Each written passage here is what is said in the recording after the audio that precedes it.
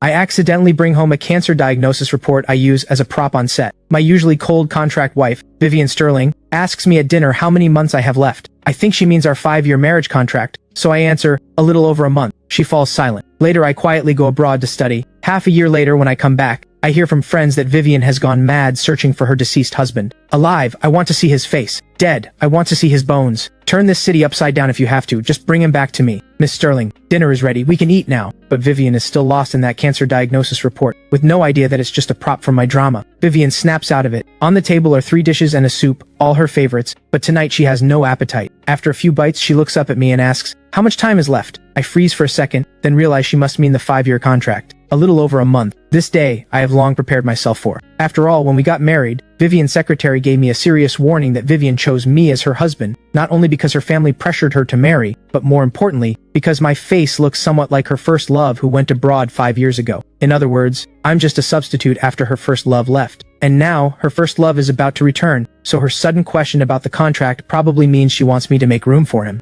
As my words trail off, I catch a slight frown on Vivian's face. I sigh inwardly and add, please don't worry, Miss Sterling. When the time comes, I'll leave on my own. I won't cause you any trouble. Honestly, I understand. After missing her first love for 5 whole years, she doesn't want him to see another man by her side. That's only natural. Over the years she has treated me decently. I shouldn't make this hard for her. Let's do this, Miss Sterling. I'll move out as soon as I can, but housing in Yorkfield is hard to find. Could you give me 3 days? In 3 days, I promise I'll be gone. You really want to leave that badly? My sentence somehow sets Vivian off. Clear irritation flashes across her face, and I don't understand what she means. Her face turns ice cold as she stands up. I didn't say move. You stay here and stay obediently. Then she walks straight back to her study. I stare blankly at her retreating figure, unable to grasp what just happened. Vivian rarely speaks to me first, and when she does, it's always something important. Today she brought up the contract herself, clearly wanting to settle it fast, and I already offered to leave. By all reasons she should be pleased, so why is she irritated? After some thought, I think I get it. She's a billion-dollar female CEO after all. She still values her word. She probably can't lose face on this, so she wants to honor the remaining month of the contract. She's always been like that. Over the years, she's been cold to me, but she has never broken a promise. Still, just because she values the contract doesn't mean I should be tactless. I should find a place fast and move out early. After dinner, I clean up and grab a folder from the coffee table, heading to my bedroom. This drama starts filming in 3 days, and I need to study fast. The moment I open the folder, I freeze. I brought this diagnosis report home. This report is a prop for my character. Lily must have accidentally slipped it in with the script. After dinner, I sit at my desk and study the script carefully. I have always been very serious. No matter what I do, I give it 100%. The role Lily landed for me this time is only the 5th male lead in a low-budget web drama, but I still pour all my passion into understanding this character. Soon, it's 9 o'clock. I glance at my watch, get up, and head to the kitchen. Vivian is a workaholic, especially these past few years since she took over the family company. She has been so busy she often forgets to eat, which gave her serious stomach problems. After I learned this, I spent a fortune consulting renowned traditional Chinese doctors, bought stacks of medical books to study, and developed a medicinal porridge. It works like magic. Ever since Vivian started having this porridge, her symptoms have eased a lot. So every night, I make her a bowl. Even when she's away from home, staying at the office for long stretches, I deliver it rain or shine. 5 years. As an employee, I think I'm pretty qualified. The fragrant porridge is soon ready.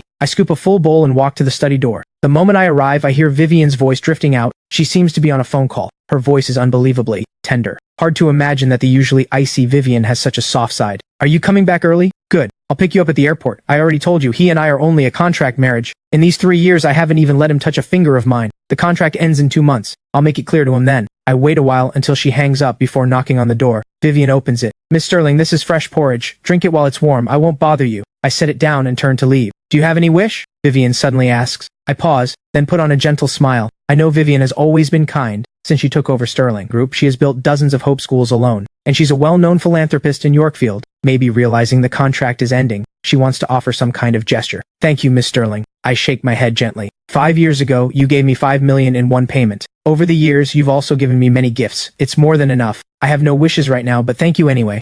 Vivian falls silent, saying nothing more. Just as I'm about to leave, she speaks again. I know an internal medicine specialist. He's renowned both at home and abroad, especially skilled with lung disease. I've already called him. I'll send you his contact in a moment. You can go see him. When I hear this, warmth spreads in my chest. 5 years ago, the orphanage I grew up in caught fire. The director, Grandpa Hayes, rushed into the flames to save the children again and again, risking his life. He suffered severe burns over a large area, and his lungs took in so much smoke that he developed serious lung disease. The reason I accepted this contract was to raise money for Grandpa Hayes' treatment and to rebuild the orphanage. I never told Vivian about this. I thought she wouldn't care. Turns out I was wrong. She must have quietly looked into it herself. Thank you, Miss Sterling. I say with sincere gratitude. The next day I get up early and make a hearty breakfast. While waiting for Vivian to wake, I stand in the living room practicing my lines. At 8:20 Vivian walks out fully dressed. I have to admit, this woman is breathtakingly beautiful. Any outfit takes on a unique charm on her. Breakfast is on the table. In the microwave I warmed some milk for you. There are several options, you can pick whichever you like. Vivian nods slightly, sits at the table, and takes small, graceful bites. As expected of a young lady from a wealthy family, Vivian received elite education from a young age.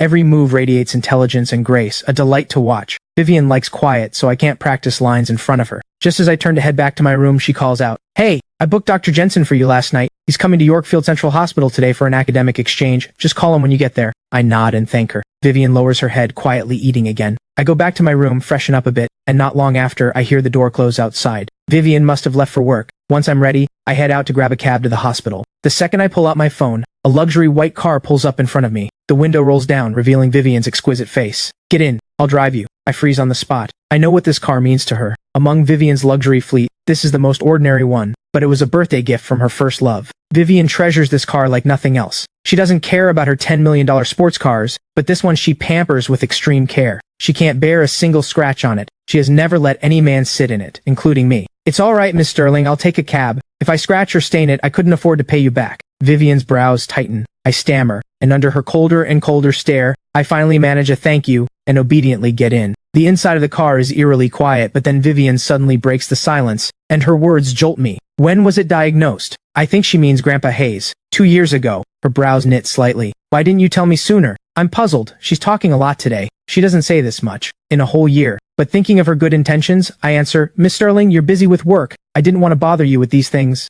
Her voice carries irritation as she says, "Even if this is a contract marriage, legally we're still husband and wife. You shouldn't hide things like this from me." She sighs again. "Call me anytime if you need anything." Half an hour later, the car stops in front of Yorkfield Central Hospital. "I have a morning meeting soon, so I won't go in with you. Cooperate with the doctor. If you need money, call me." I thank her sincerely. Vivian glances at me, then drives off. I walk into the third hospital bed. Lying on it is a man in his 60s, his face badly disfigured by the fire. Despite multiple plastic surgeries, he still looks frightening. But his spirits are good, and the moment he sees me, he breaks into a smile. "Ethan, didn't I tell you? Work matters. You don't need to keep an old man company every day." "Grandpa, I found a lung specialist for you. He's at the hospital today for an exchange. I'll bring him over later to take a look." I sit by the bed peeling an apple. Halfway through, a group of doctors rolls into the room for rounds, led by a tall female doctor. Even with a mask on, you can tell from her eyes alone she is stunningly beautiful. This is Stella, the prodigy doctor of Yorkfield Central Hospital, and also Grandpa Hayes' attending physician. "Ethan, you're here early today." "Dr. Stella." I quickly stand to greet her. These past 10 years, I've been so grateful to have Stella's care. I deeply appreciate this kind doctor. Stella pulls me aside and asks, "Ethan, are you short on money lately? Grandpa Hayes' treatment funds are running out. If you need money." I immediately understand. I really am short of money these days. The $5 million Vivian gave me 5 years ago is long gone. Over the past 2 years I've earned some on my own, but it's all gone into treatment and the orphanage. I have thought about asking Vivian for a loan, but she owes me nothing. And over the years she's actually been quite good to me. I simply can't bring myself to ask. "Thank you, Dr. Stella. I'll figure something out for the treatment." I decline her offer. Stella has helped me enough already over the years. I don't want to owe her another favor. Stella sighs softly. After 10 years together, she knows my temperament. I look gentle and obedient, but underneath I'm stubborn as anyone. "All right, if you need help, just ask. Unless you don't see me as a friend." "Of course you are. You're my only friend. You'd be the first I'd turn to." "Only friend?" Stella's face flushes behind her mask. She glances up at my face and her heart starts pounding wildly. "He's already gone and you're still staring. Careful your eyeballs don't fall out." A hand lands on Stella's shoulder. Startled, Stella turns around to see her best friend Kiki's teasing face. "What are you talking about?" Stella rolls her eyes at her. "Others might not know, but I do. Every time you look at him, your eyes practically melt." Kiki exposes her without mercy. Stella's bright face turns even redder. "Will you shut up? Between him and me, it's just a normal doctor-family member exchange. Nothing like what you're saying.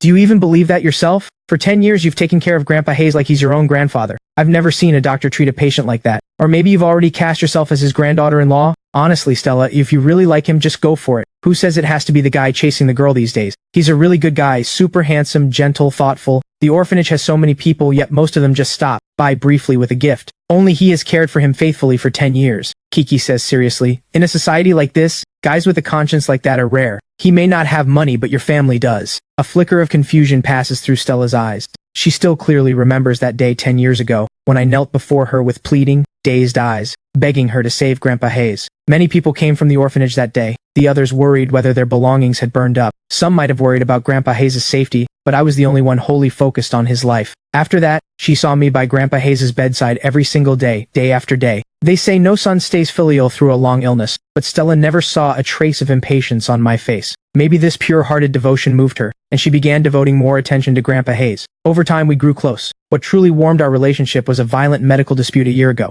The patient's family came in 7 or 8 strong. The patient was already at death's door when brought in and couldn't be saved, but they blamed the hospital and the doctor anyway, accusing the hospital of negligence and demanding sky-high compensation. When talks broke down, the gang viciously cornered Stella, the attending doctor at the time, in the parking lot, and one of them even pulled out a knife to attack her. At that critical moment, I took the fatal stab for her. I lay in the hospital for a full month before recovering. Stella snaps out of the memory and gives a bitter smile. Don't say things like that. He's already married. Kiki is shocked. But all these years, I've never seen his wife visit. His wife is busy with work. What a shame. A guy this good is so rare. Whoever ended up with him is so lucky. With him taking care of her, that woman must be incredibly happy. Kiki feels deeply disappointed. She had even decided that if Stella didn't make a move, she would. Who knew he was already married? Stella's heart is full of bitterness. Through the doorway, she sees my face inside the ward, laughing and talking with Grandpa Hayes, and she keeps losing herself in the sight. The day quietly passes. Because Vivian had called ahead, the appointment with Dr. Jensen goes especially smoothly. After the examination, Dr. Jensen tells me clearly that Grandpa Hayes' illness can be fully cured. It just requires an expensive surgery. Hearing this good news, my mood is great all day. Back home, Vivian still isn't back. That's normal. Out of the year, she's away from home more than half the time.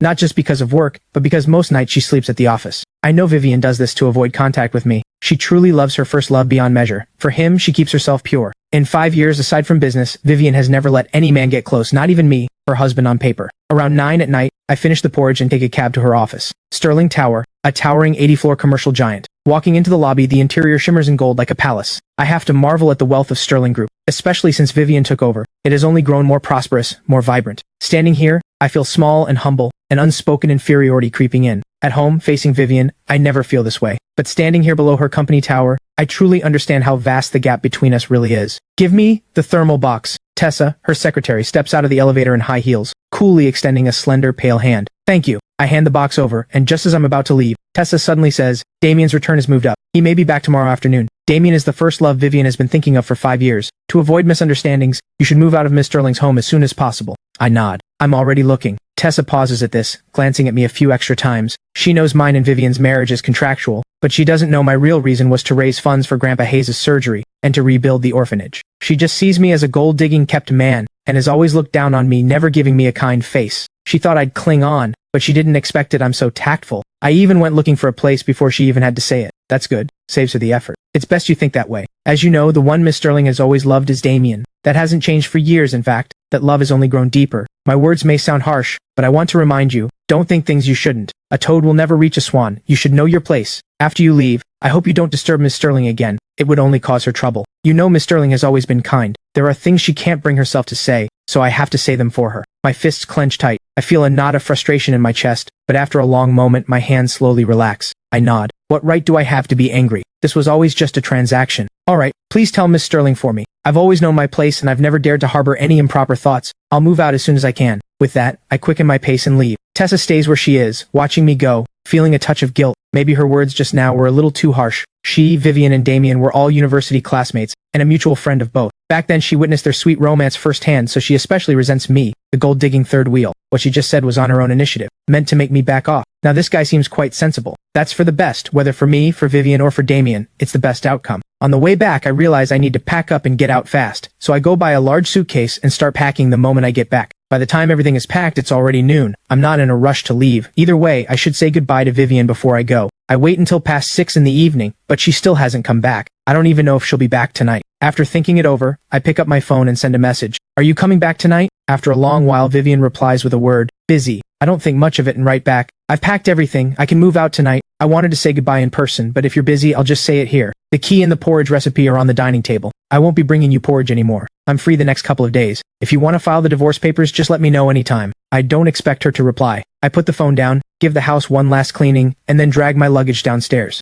Looking back at this place where I lived for nearly 5 years, I feel a pang of melancholy. I lived here for so long, some attachment is only natural. This time, leaving, I probably will never come back in this lifetime. After a moment's thought, I open the door and step out. The instant I open it, I freeze. A terrifyingly dark face stands before me. My voice catches in my throat. I want to speak but can't. After all this time together, this is the first time I've seen Vivian wear an expression like this. She has always been elegant, cool, intelligent. like a fairy untouched by the mortal world. No matter how angry she got, she has never shown a face this ugly. It leaves me at a total loss. Did I do something wrong? I think it over carefully. Everything I did was according to her wishes. She wanted me to move out, so I moved out that very night. Why is she still angry? Could it be because I left without saying goodbye in person, that it's disrespectful? Either way, she's the boss. For an employee like me to quit by just walking out doesn't look right. A trace of embarrassment crosses my face. I'm sorry, Miss Sterling, I should have said goodbye in person, I apologize. I don't know why Vivian suddenly came back, but she's probably worried I might have taken something from the villa. After all, there are many valuable things inside, especially gifts Damien gave her. I've always noticed how much Vivian treasures those gifts. Like a watch worth tens of thousands, she bought a six-figure presentation case just to display it, placed right in the most prominent spot in her study, as if to gaze at it and remember him. Watches, paintings, and antiques worth millions and under are all over the house, none of them guarded against me. Now that I'm leaving, her concern makes sense, so I quickly say, I'm only taking my clothes and such. I can open the suitcase for you to check, or I can wait while you go through your belongings before I leave. Is that what you think of me? Vivian suddenly says. I freeze, mentally cursing my own loose tongue. Even if I thought it, I shouldn't have said it out loud. Saying that makes her sound petty and calculating, so I rush to fix it. Miss Sterling, I didn't mean it like that. What I meant was, inside. Before I can finish, Vivian cuts me off coldly. With that, she walks in. Watching her stride ahead, I feel a flicker of disorientation. Vivian's walk has always been elegant, every step graceful as a goddess, a pleasure to behold. But right now, she looks somewhat sulky, her steps wide and forceful. Puzzled, I drag the suitcase after her, thinking she probably wants me to go back inside so she can check her belongings first. After all, in such a public spot, a glamorous CEO like her can't lose face, so it's best to give her that face. Once inside, I voluntarily open my suitcase. 5 years ago when I first came to this house, I had nothing, just a few cheap changes of clothes. The clothes in the suitcase now were all bought later, and none of them are cheap. It's not that I'm wasteful. As Vivian's husband on paper, dressing too shabbily would hurt her image. Besides, I'm an actor, so I need to look the part. In the entertainment world, people judge you by your clothes before they judge you by you. Aside from the clothes, there are some acting books, a laptop, and 2 watches Vivian gave me. Both watches are pricey, even the cheaper one costs over $100,000. They were birthday gifts from Vivian these past 2 years. There isn't much. She doesn't look at the suitcase. Her stunning eyes stay fixed on me, faintly burning with anger. I feel deeply uncomfortable, a heat creeping over my whole body. Being stared down by a CEO with such a powerful presence, honestly, makes me very uneasy. Does she think I secretly hid her luxury items? Can't blame her for thinking that, since I am poor. Faced with all those expensive luxuries, how many people could resist the temptation? Would you like to check first? Ethan, do you think this is funny? What? I lift my head and meet her blazing eyes. Take your stuff back to your room. She says it sharply, then strides toward the study and slams the door. What does she mean? I can't make sense of it. Telling me to take the luggage back to my room, does she plan to let me go only after she's done counting her things? Vivian is a queen in business, a famously brilliant businesswoman, but in daily life she's a bit absent-minded. She often forgets where she puts things. She has so many luxury items, she's probably forgotten about most of them. Counting them all could take a while. I hesitate, unsure whether to leave or stay. In the end, I lower my head and drag the luggage back to my room. Fine. Let her finish checking first. If something really did go missing and she blamed me, I might even end up in jail. I don't cook tonight, nor do I ask if she has eaten. My mood is restless. Damien comes back tomorrow afternoon, and Vivian might even bring him here. I don't dare entertain any improper thoughts about Vivian, but seeing them flaunt their love right under my nose, or maybe doing things even less appropriate, that would be torture for me. Am I really fated to suffer this? Well, I took her money. What's a little suffering? I lie in bed tossing and turning, not sure when I finally fall asleep. The next day, I sleep in for the first time in a long time. When I wake, it's already past 9. Vivian isn't home and I have no idea where to go. I don't know whether she finished checking her things last night. I think about calling to ask, but I can't work up the courage. I remember how angry she was when this came up last night. Worst case, if she brings Damien back tonight, I'll find an excuse to stay at a hotel and give them their space. I spend the whole day at home studying the script, and before I know it, it's past 5 in the evening. My mind starts to drift. Damien should be back by now. Vivian has missed him for so many years, she must be especially happy right now. What are they doing at this moment? At that thought, I drift off a little. Sometimes I feel quite inferior, especially next to a top-quality man like Damien who has a great family background, handsome looks, he's a major star, and they say his personality is great too. He's excellent in every way. Compared to him, I'm just an orphan with no parents, an 18-tier nobody actor who only lands tiny roles. Crushed in every way. No wonder a woman like Vivian, a stunning CEO, falls so deeply in love with him. I can't say I love Vivian much, but at this moment I do envy Damien a little. I pick up my phone and suddenly see a post from Tessa. The picture is of Damien and Vivian having dinner together at a restaurant. I have to admit, Damien really is handsome, even from a man's perspective. I think he's handsome from every angle. Sitting beside Vivian, they look like a perfect golden couple. The caption reads, "After everything, it's still you. I'll ship this couple for 100 years. I try hard to stop myself from looking, but I can't help staring at this photo again and again. In it, Vivian's face is full of smiles, a tenderness I have never seen before.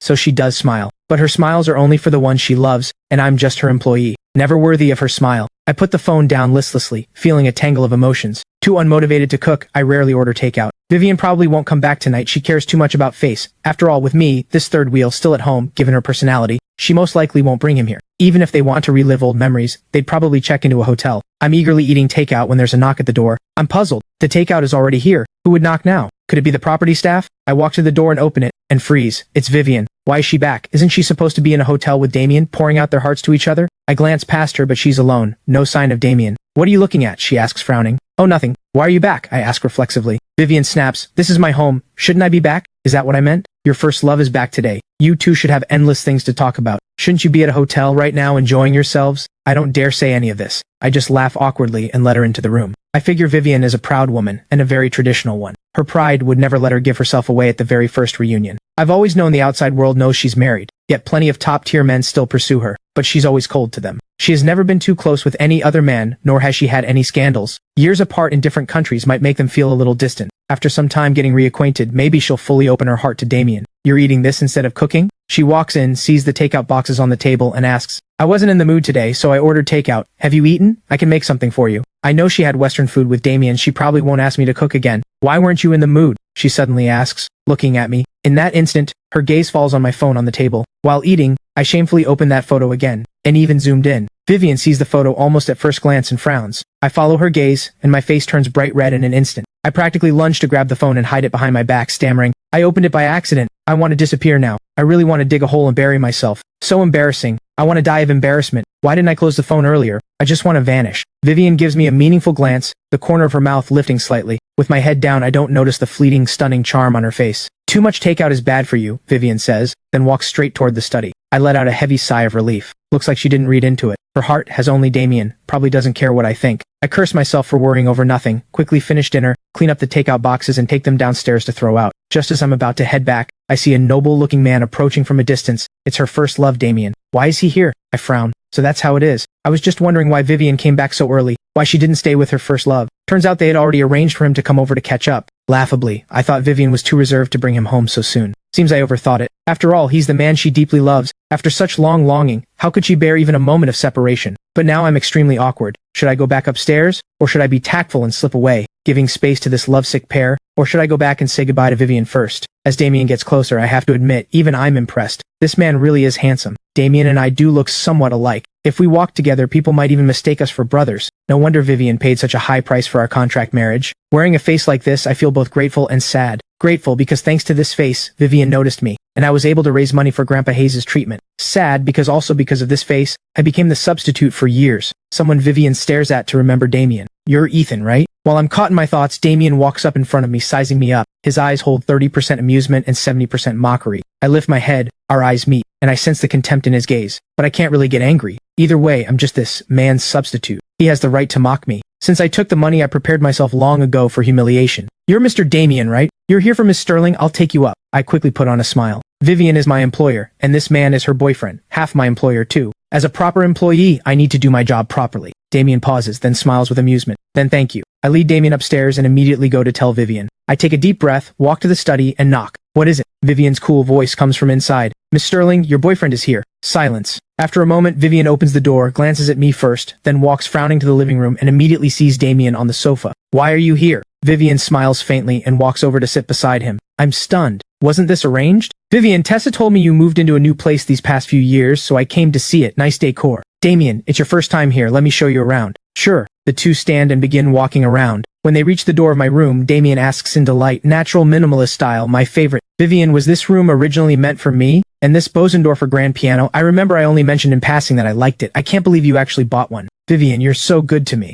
I happened to come back just after slicing fruit and overhear their conversation. I'm a little stunned. So this room was decorated according to Damien's taste. Actually, I like it too. Simple, understated, beautiful, especially that piano. I am not from this world. In my previous life, I was also an orphan, raised by a poor grandfather, and I worked my way into a top music conservatory through my own effort. So I have a deep love for music. After I transmigrated into this world, the first time I saw this piano, I fell in love instantly. Every day while Vivian wasn't home, I would play for a while. Unfortunately, one afternoon she came back early to grab a document and caught me playing the piano in the room. I still remember how her face turned so dark it looked like a storm was about to break, and her voice carried a sharp edge of fury. Who said you could touch this piano? Without my permission, you are never to touch it again. At the time, I thought she was just afraid I'd damage this expensive piano. I kept apologizing and promised never to touch it again. Only now do I understand. This piano was bought for her first love, it belongs to him alone. After sitting on the sofa in a daze for a while, Vivian and Damien come back. I stand up. Mr. Damien, please have some fruit. Miss Sterling, I have something to do tonight. You two chat, I'll head out. I quickly go back to my room, grab a jacket and get ready to leave.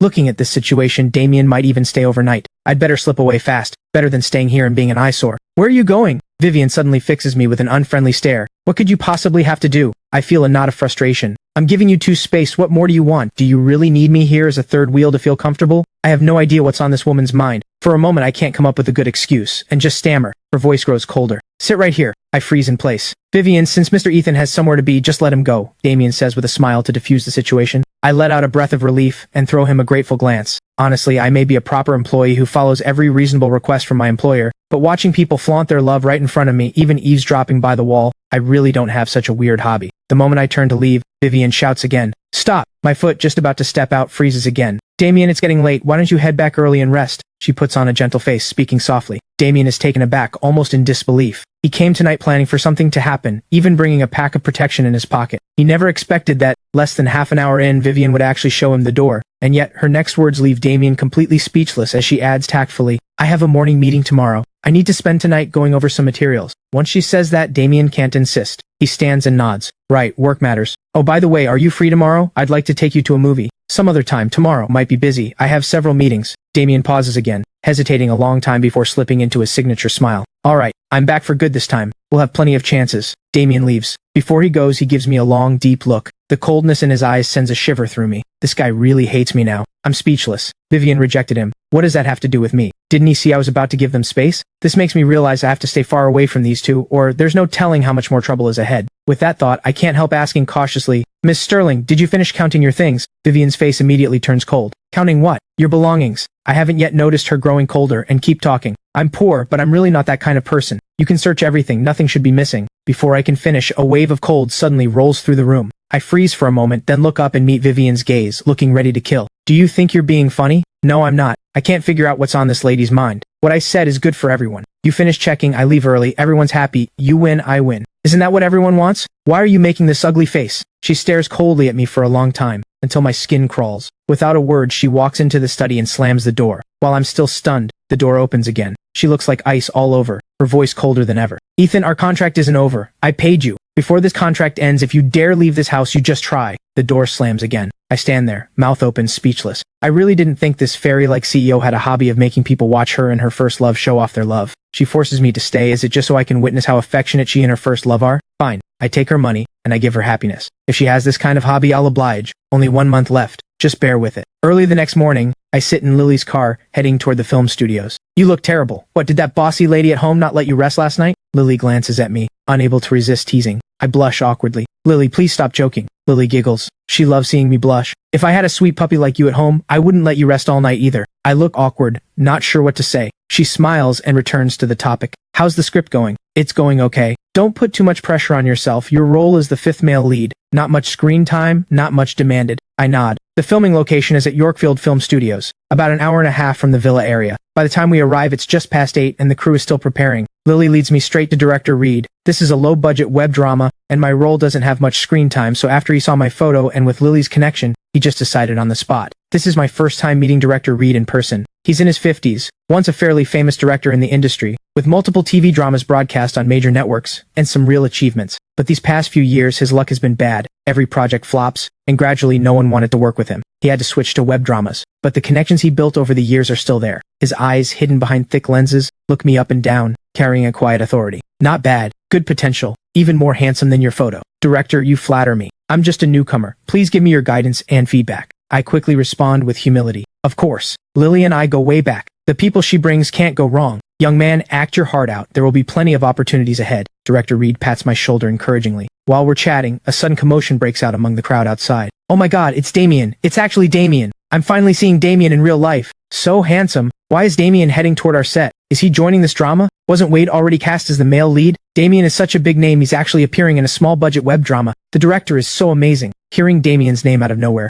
I freeze. Then I see a tall, slender young man in dark sunglasses, surrounded by 7 or 8 assistants and bodyguards, walking onto the set. He wears a sharp, custom-tailored suit that gives him an imposing A-list presence. It really is Damien. Pink hearts practically pop in Lily's eyes. She clearly likes Damien's type too. Director Reed, I thought all the actors were already cast. What's Damien doing here? Director Reed bursts out laughing. I'm still in a daze. Last night I received a call from Damien's agent. He specifically requested to be in this drama, and he's even taking a very low fee. He still feels like he's dreaming. A low-budget drama like this, not only could it never afford an A-list star like Damien, even a second-tier actor wouldn't give it a glance. Who would have thought Damien would lower himself to do a guest appearance? Director Reed was so thrilled last night he couldn't sleep all night. Ethan, your luck is here, Lily says excitedly. With an A-list star like Damien in this drama, exposure and buzz are going to explode. If your performance is strong, you might even ride Damien's fame to get a little popular. I force a strained smile. Others don't know why Damien would lower himself for a low-budget web drama, but I know very well he most likely came for me. I lift my eyes to look at Damien surrounded by his entourage,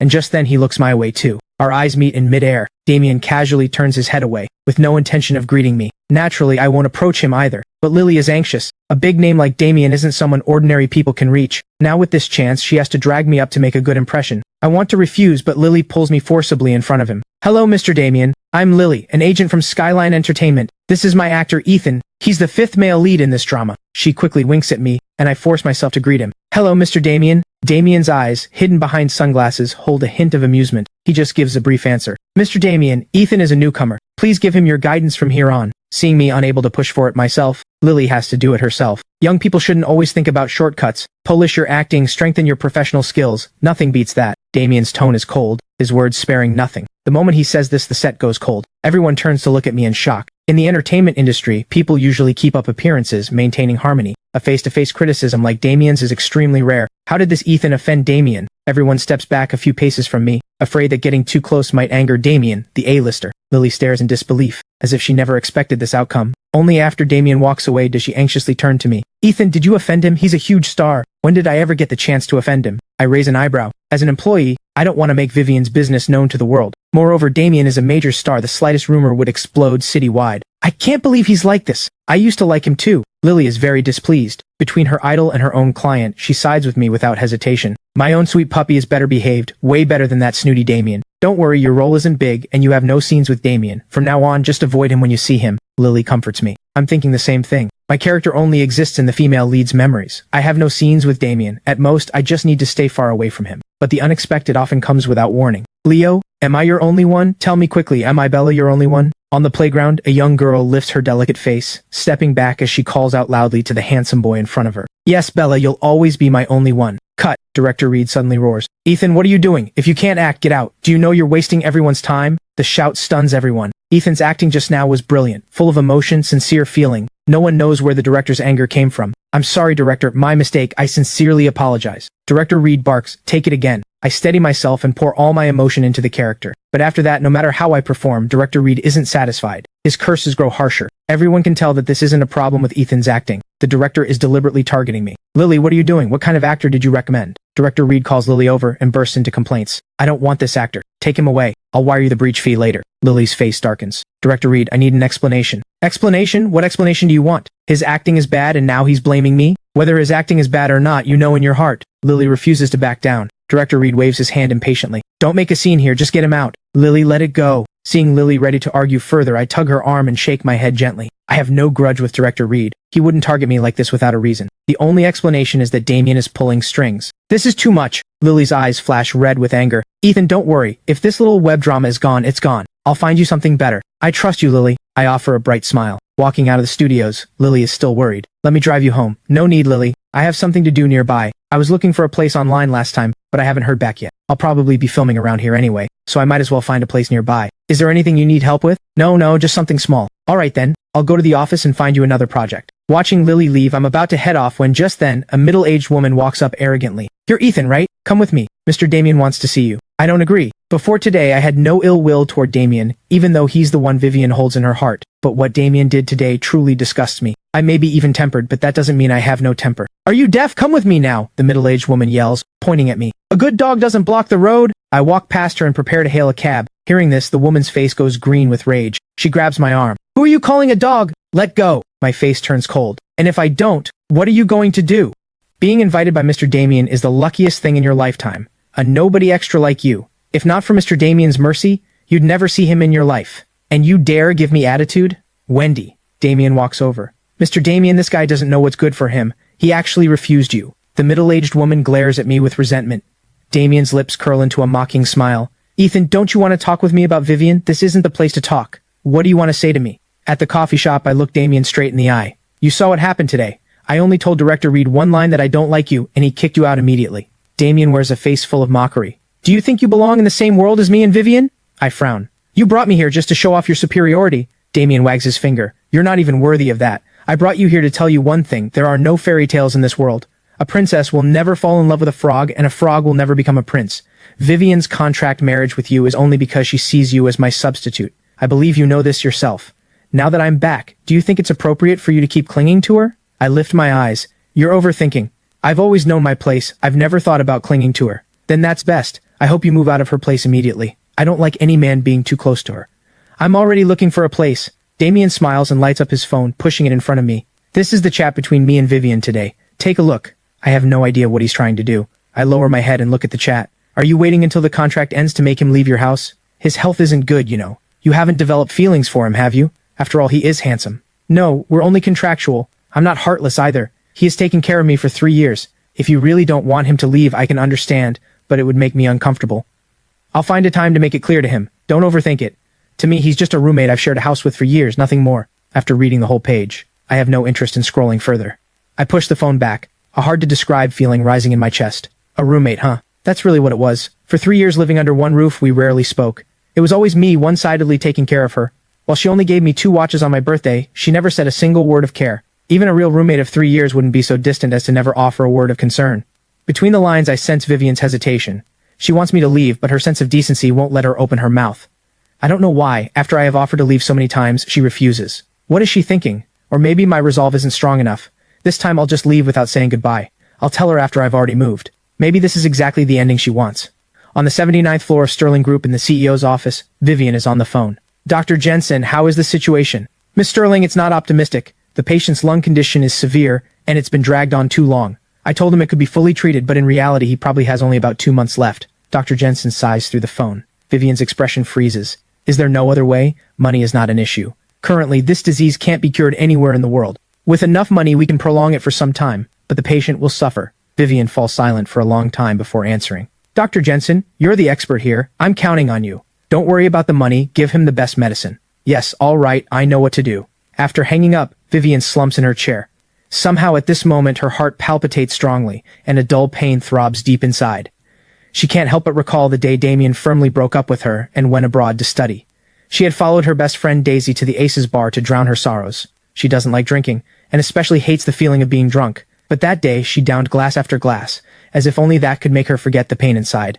It was at that very moment that she saw Ethan singing on the stage. His voice was gentle, healing, and as he lowered his head playing the guitar, his profile, so similar to Damien's, in her daze blurred together with the shadow in her heart. Suddenly, the wounds inside her seemed to slowly heal with his voice. In the time that followed, she, who had never been to bars before, showed up without fail in that same spot every day, waiting for Ethan to take the stage, looking at his face, listening to his voice.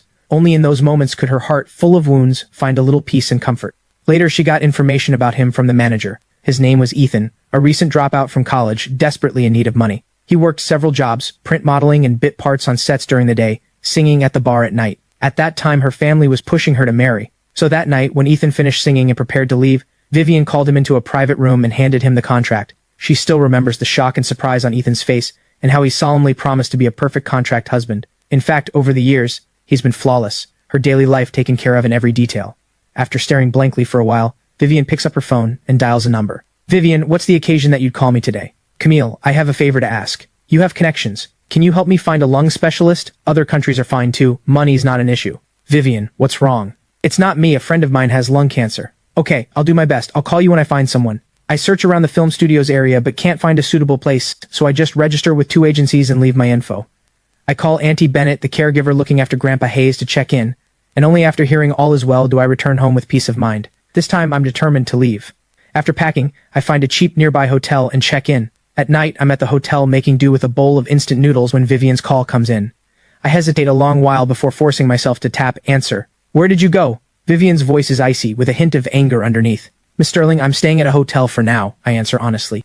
Come back. What? I'm stunned. I said come back. I really don't get it. I've put myself in her shoes and done everything I could. She was too uncomfortable to ask me to leave, so I left on my own.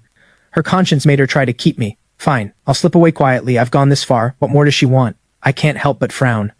Miss Sterling, there's really no need for me to come back. What do you mean? I sigh. Miss Sterling, only 1 month is left on the contract. And now that Damien is back, if I stay there, I think Mr. Damien would feel uncomfortable, and so would you.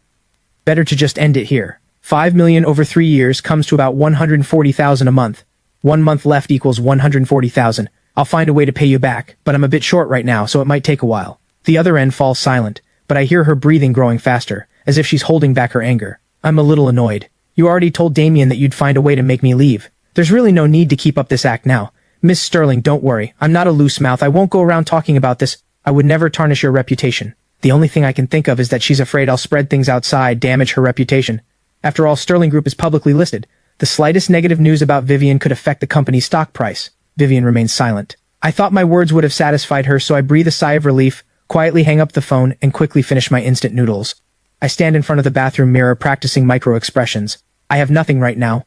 The only thing I can fight with is acting. Ever since I transmigrated into this world, I have practiced in front of the mirror at every free moment, which built the acting and line skills I have today, especially with Grandpa Hayes, who still needs expensive treatment, plus owing Vivian 140,000. I feel a sense of urgency. As I'm about to go to bed, however, suddenly there's a knock at the door. I'm puzzled. Who would knock at this hour? I slip on my slippers, get off the bed, and peer through the peephole. I freeze. Vivian. How did she find this place? Why is she here? My head is a mess, my heart in knots. It's no surprise Vivian could track me here. After all, the Sterling family has connections everywhere. Finding out which hotel someone is staying at is far too easy for her. But I just don't understand. I've already made things clear. Why would she come in the middle of the night? I don't know how to face her, but she's already at the door. Not opening would be rude. I take a moment to prepare myself, then turn the handle and pull the door open. The moment it opens, Vivian's starry eyes lock onto my face. There is no expression on her face. Pack your things and come back with me. I stand still, quietly looking at her. She seems to have come in a hurry. Her hair is slightly messy, and she's still wearing her custom business suit from work. Vivian is someone who values her quality of life. She doesn't drink hard liquor, but at home she often sips red wine. After work she would never wear business attire. She usually changes into something casual. She must have come home after work, seen the place empty, immediately pulled strings to find which hotel I was at, and rushed straight here. I just don't get what she's doing. She so clearly wants me out of that house, and yet she puts on this act for whose benefit? I'm not going back. I shake my head. I made it clear on the phone. What are you sulking about? Are you upset because Damien came to the house the other day? Vivian's brows knit tightly. I frown, stunned. Why does she say that? Does she think I'm jealous? At the thought, my face turns slightly red, and I hurriedly say, Please don't worry, Miss Sterling. I absolutely have no such thoughts. You and Mr. Damien are the couple. You and I are only contractually married. I've known that since the day I signed the contract, and I would never have unrealistic thoughts. Please don't misunderstand. Hearing this, Vivian pauses slightly, looking a bit angry. In any case, the contract isn't over. I won't allow you to leave. Come back with me now. I shake my head. Since I've already moved out, I'm not going back. After all, I really don't have that weird hobby of watching a couple in love. I'll ask one more time. Are you coming back or not? Vivian sharpens her tone. Miss Sterling, I'm fine staying here. Vivian gives me a long, deep look, then turns and leaves. I quietly watch her go. For a woman this proud to come and try to convince me to come back, it's already beyond what I expected. I've spoken so harshly. With her proud personality, she should have given up completely. I feel a small wave of relief. I am grateful to Vivian. Without those 5 million back then, Grandpa Hayes would have died long ago, and the orphanage couldn't have been rebuilt. But one thing at a time, I don't want to go back to that house, to watch them flirt as a couple, and even less to see Damien's face. Without today's conflict with Damien, I might not be this resolute, but right now I have a physical disgust for that man. Past 11 at night, a call wakes me up. Hello, who is this? Ethan, what kind of husband are you? A sweet, sharp female voice scolds from the other end. Get to the Aces bar now. Vivian's drunk. All sleep leaves me instantly. I sit up in bed and check my phone. It's Vivian's best friend Daisy. I'm on my way. Without minding my messy hair, I quickly throw on clothes and grab a cab to the Aces bar. The moment I enter the private room, I see Vivian passed out on the sofa, cheeks flushed, mumbling something through her rosy lips. Daisy has also been drinking, leaning against the sofa, rubbing her face. She's the sweet, petite type, small and adorable, with looks that aren't as stunning as Vivian's, but still rare and beautiful. Ethan. The moment she sees me, Daisy plants her hands on her hips. What on earth did you do to Vivian to make her this angry? She basically never drinks. Look at her now, how drunk she is. I feel helpless. Miss Daisy, this shouldn't have anything to do with me. Maybe she had a fight with Mr. Damien. I don't believe my refusing to come home is what made her this angry. In these 3 years, Vivian has never invested any emotion in me, including her angry side. Her joys, anger, sorrows, and joys are only ever for Damien. Daisy pauses, thinks, and realizes, right, Vivian has never even given this man a proper look. How could she be so angry at him? With that thought, her anger fades. Just take her home. The moment she says it, she thinks of something and raises a brow. I'm warning you, Damien is back now. Don't you dare take advantage of Vivian while she's drunk. I take the chance to say, why don't you call Mr. Damien to come pick her up? I called him. He has an event tonight and can't get away. There's no other choice. Vivian is this drunk, I can't just leave her. Miss Daisy, if you don't trust me, you can come back with me. There are plenty of rooms at the house, you can stay overnight. Daisy thinks it over and nods. Fine, I really don't trust you. I let out a bitter smile, walk over to Vivian and easily scoop her up bridal style. Vivian is tall but very light, maybe about 100 pounds. On top of that, since I'm aiming for the entertainment industry, I work out every day in the third-floor gym, keeping a fit physique, 8-pack abs, packed with strength. I find Vivian's car in the parking lot and skillfully drive toward the villa area. Ethan, your contract with Vivian is almost up. Daisy in the backseat rubs her aching head and suddenly asks, yeah, 1 month left. Now that Damien is back, what are you thinking? I know what she means. I already moved out. You moved out? Daisy is shocked, looking at me in disbelief. Yeah, staying at a hotel for now. I'll move once I find a place. Daisy stares blankly. Are you really okay with it? Vivian has billions. Even if it's a contract marriage, you two registered legally. Are you really willing to take nothing and just leave her like this? I smile. What's there not to be willing about? None of it was ever mine. On the contrary, Miss Sterling has taken great care of me. Without that money back then, I don't know where I'd be now. A person should have a conscience. She has been so good to me. The least I can do is not make things hard for her. After a long while, Daisy finally says, it's best you think this way. Think too much, and the only one who suffers is you. Back at the villa, I carry Vivian to the bedroom and lay her down, then expertly go to the bathroom, bring a towel to wipe her face, and immediately head to the kitchen to make hangover soup, patiently spoon-feeding it to her. Daisy stands beside me, watching in amazement. Do you take care of Vivian like this often? I smile. She's my employer. She gave me $5 million. I have no way to repay her, so I can only do the small things I'm capable of, so she doesn't have to worry about these trivial matters when she's home. Daisy pauses. Just then, Vivian's face suddenly changes, and she vomits over the edge of the bed. I don't have time to dodge, and the vomit covers me. Even the most beautiful woman vomiting is hard to describe. A foul smell fills the whole room. Daisy, standing beside me, gets some on her too, screams, and quickly steps back. By the time it's all done, it's past midnight. I don't even remember falling asleep. The next morning, I just finished making breakfast when Vivian and Daisy come out together, freshened up. You're up. Come have breakfast. I'm bringing the breakfast out from the kitchen, the beautifully plated meal. Ethan, did you make all this? Daisy stares at the table in shock. A plate of osmanthus cakes, shaped like hearts, decorated with fresh flowers, a plate of durian pastries carved into various little animal shapes, and a bowl of lean pork congee, the aroma reaching you from far away, making your mouth water. She really didn't expect I had such impressive cooking skills. Miss Daisy, it's nothing special. Just a few simple dishes. Vivian looks at the exquisite breakfast on the table, her eyes complex. Over the years, I have often made all sorts of breakfast for her in creative ways. She used to take it for granted, thinking nothing of it. Now thinking back, even hiring a 5-star chef wouldn't guarantee this kind of treat every day. This is so good! Ethan, did you study cooking before? Daisy sits down, picks up an osmanthus cake and takes a bite. Her big eyes curl into crescent shapes. No. I used to cook for the kids at the orphanage. After I came to Miss Sterling's 5 years ago, I had a lot more time, and I studied it for a while. Hearing this, Vivian can't help but lift her head, stunned. You're an orphan? Vivian asks in shock. She has never known this. Over the years, I have occasionally disappeared for a few days, saying I was going home. She thought I had family. She never expected I was actually an orphan. Vivian's heart is in turmoil. Just how little attention has she paid to this contract husband? After all these years, she doesn't even know my basic background. Yeah, Grandpa Hayes from the orphanage picked me up from a garbage pile and raised me. At 5, a family adopted me, but at 10, they had their own son and sent me back. I eat my breakfast, speaking in a calm tone, as if describing something unrelated. I'm so sorry. I didn't realize your background was so sad. Daisy's eyes hold pity. It's all right. I've long made peace with it. I pull out a tissue, wipe my mouth, and stand up. Miss Sterling, Miss Daisy, take your time. I'll head out first. Vivian parts her red lips, wanting to say something, but in front of Daisy, her cool, proud personality won't let her speak any words to make me stay. She can only watch me leave. Vivian, are you really going to end the contract with him? Daisy blinks and asks. Vivian frowns. Why are you asking? Vivian, if you're really going to end it with him, then why not let me have him? Let you have him? Vivian stares at her in shock. Daisy nods. You know my dad wants to marry me off to Preston. That guy's a total playboy. New girlfriend every 3 days. I can't stand the sight of him. I want to follow your lead, find someone, quietly register, and then my dad won't pressure me anymore. I think he'd be a good fit. Vivian suddenly feels her heart skip a beat, her throat going dry. Come on, Vivian. You wouldn't happen to be reluctant, would you? Seeing her silent, Daisy continues. You already have Damien. Damien and I, Vivian wants to explain something but on reflection decides not to. Daisy, you're not suited for him. Why? Isn't it just a contract marriage? I'm not actually going to fall for him, just use him as a shield. What's so unsuitable about that? Daisy is confused. Vivian pauses a few seconds. He's sick. Late-stage lung cancer, he might not live past 2 months. Daisy shrieks, her eyes wide. How could that be? So you two really aren't suited. Besides, your dad has met him. Even if he weren't sick, your dad wouldn't believe it if you brought him home. Daisy is stunned. My gentle, sunny smile keeps surfacing in her mind. Ever since the day she met me, I have always been like this, warm as a spring breeze.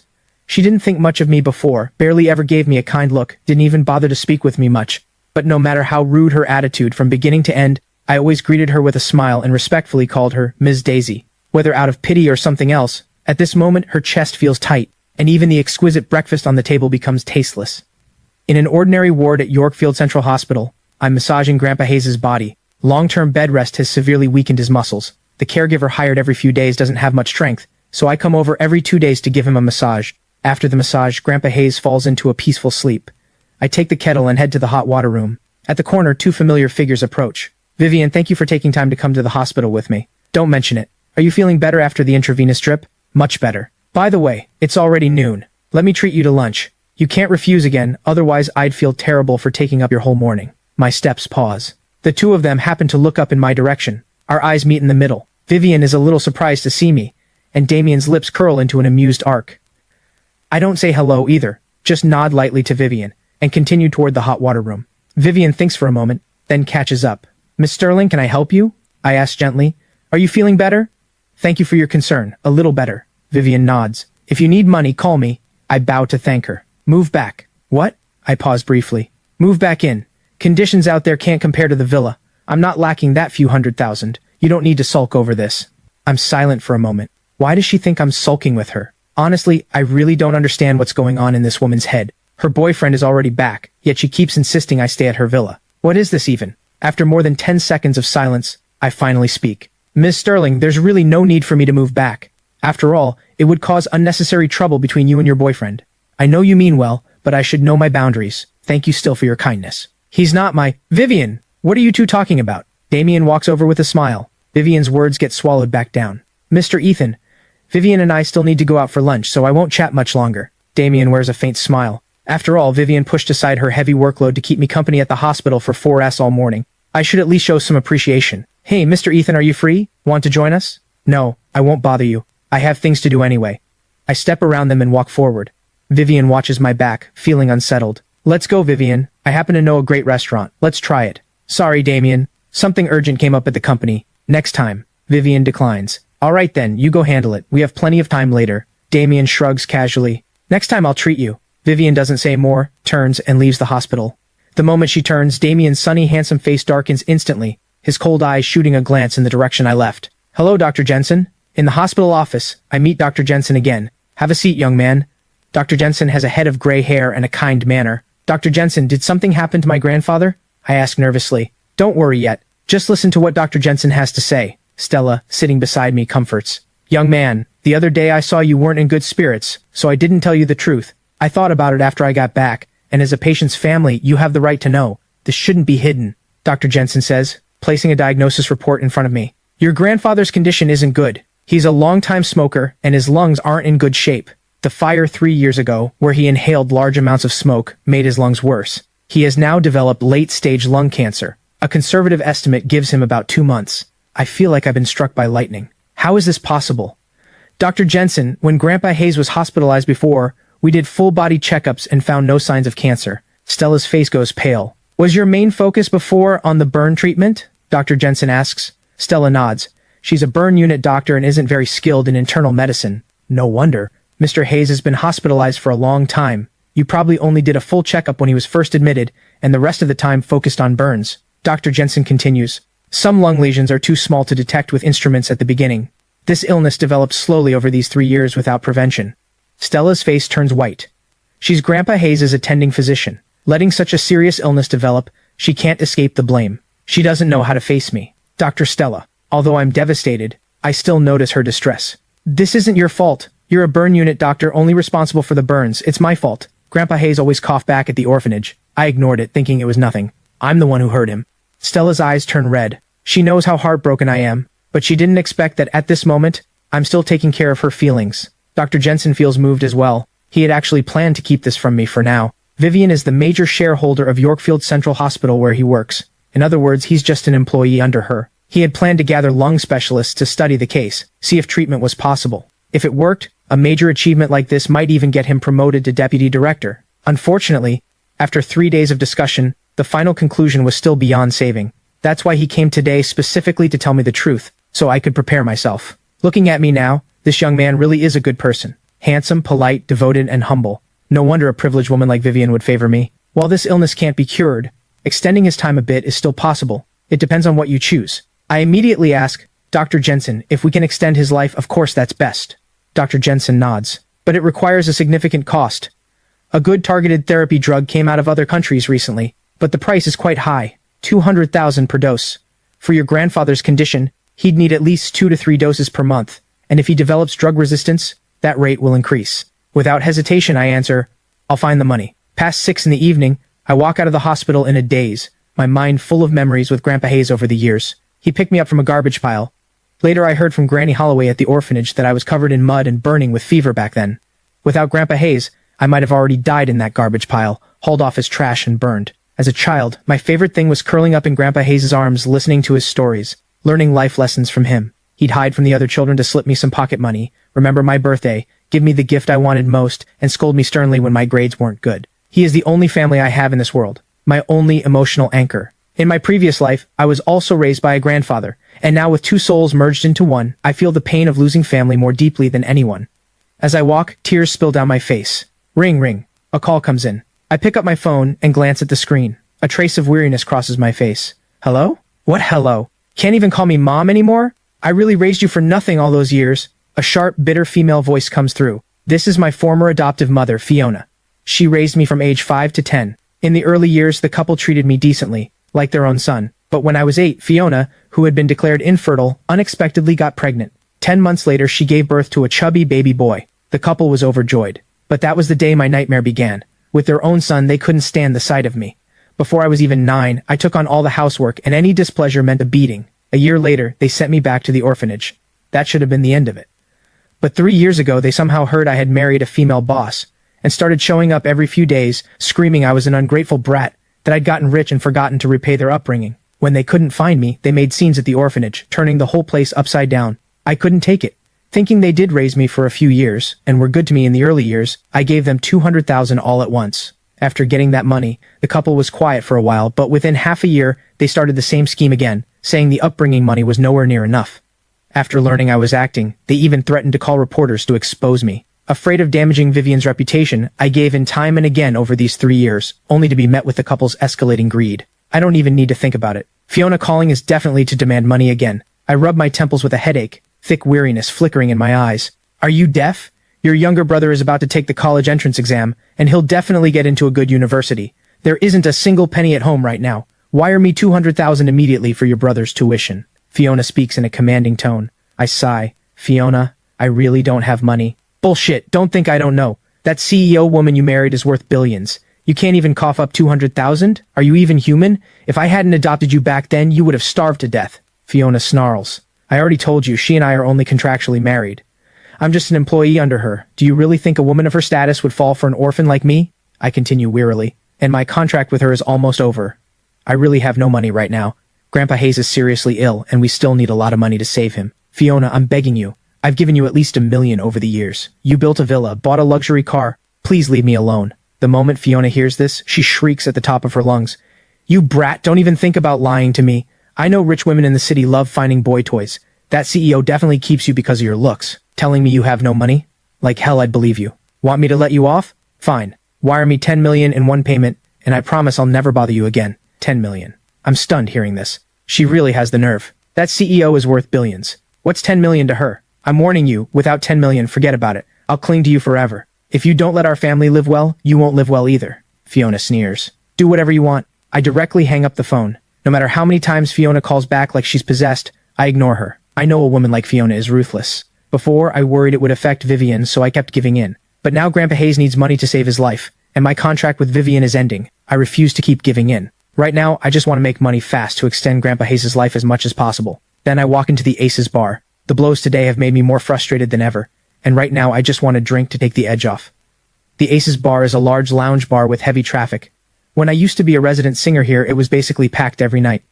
That's because the owner runs the place well. Hey Ethan, what brings you here? The moment I walk into the bar, a pretty woman in her 30s lights up and walks over. Rose. I break into a smile. This woman is Rose, the manager of the bar. She took good care of me back when I worked here. I'm here as a customer today. And here I thought you came specially to see me. Got my hopes up for nothing. Rose rolls her eyes at me, and I scratch my head awkwardly. You ungrateful little thing. Got yourself a wealthy woman and now you look down on us poor friends? 3 years and not a single visit. Rose's voice carries a hint of resentment. I don't know what to say and quickly change the subject. Rose, is Lena still singing here? You have the nerve to bring up Lena? She liked you so much back then and you ran off with that rich woman without even saying goodbye. Do you have any idea how hurt she was? Rose says helplessly. She left less than a month after you did. But we've kept in touch over the years. 2 years ago she joined a singing competition and made the top 10. She signed with an agency now. Things aren't blazing, but she gets ad work, which is way better than singing at a bar. Really? That's wonderful. Becoming a singer was always her dream. I can't help feeling happy for my good friend. Rose pauses, then asks, how about you? How are things with that rich woman? I don't feel like saying much. It's whatever. Rose, you've got lots of customers. I won't keep you from work. I'll find a spot over there. I point to a corner and walk over. After sitting down, I order 2 bottles of wine and drink alone. Rose comes over for a glass with me at one point. Just as a warm buzz settles in, a surprised voice suddenly comes from beside me. What are you doing here? Stella? I turn around, stunned to see her.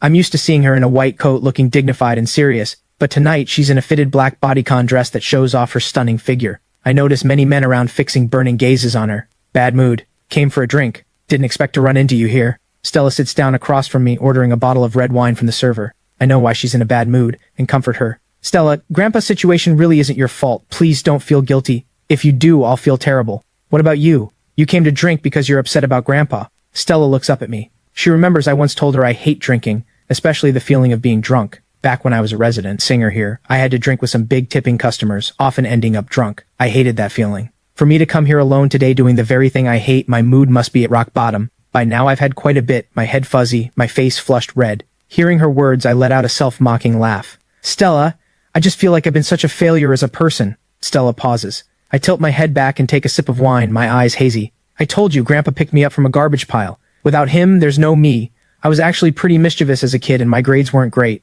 A child like me, especially one in an orphanage, would usually be given up on, but Grandpa never gave up on me.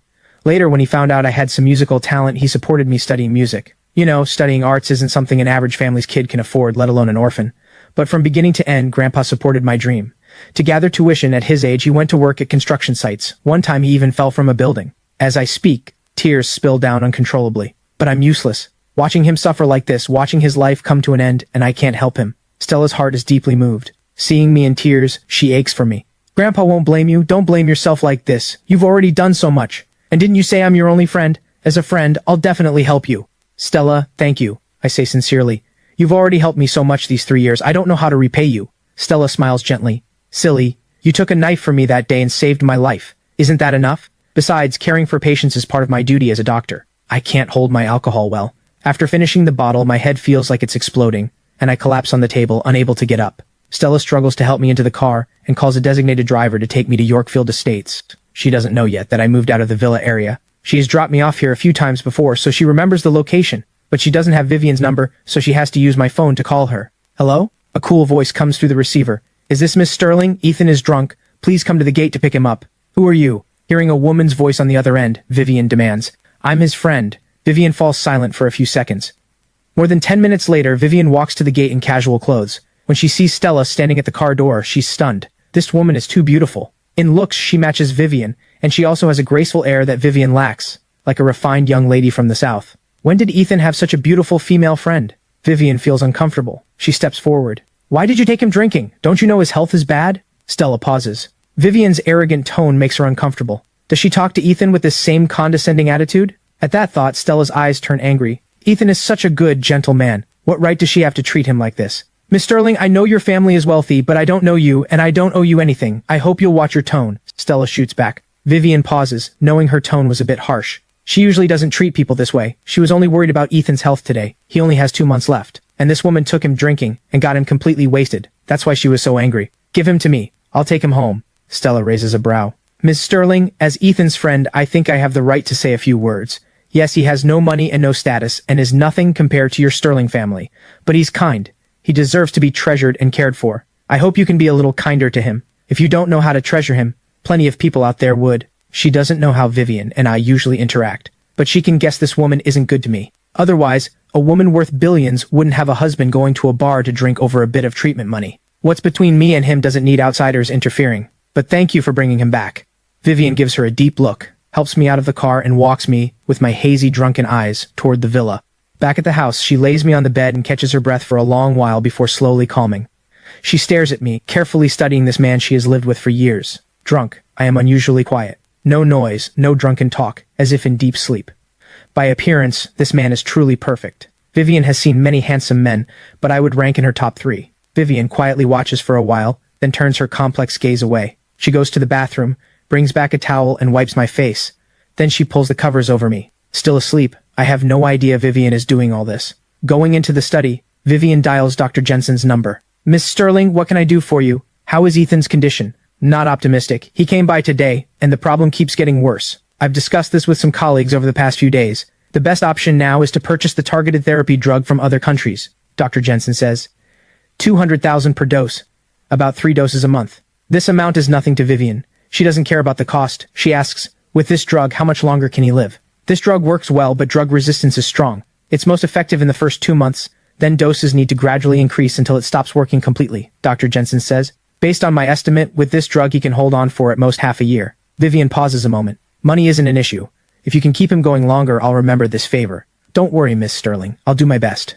After hanging up, Vivian rubs her temples wearily, and can't help walking into the room to watch me a while longer.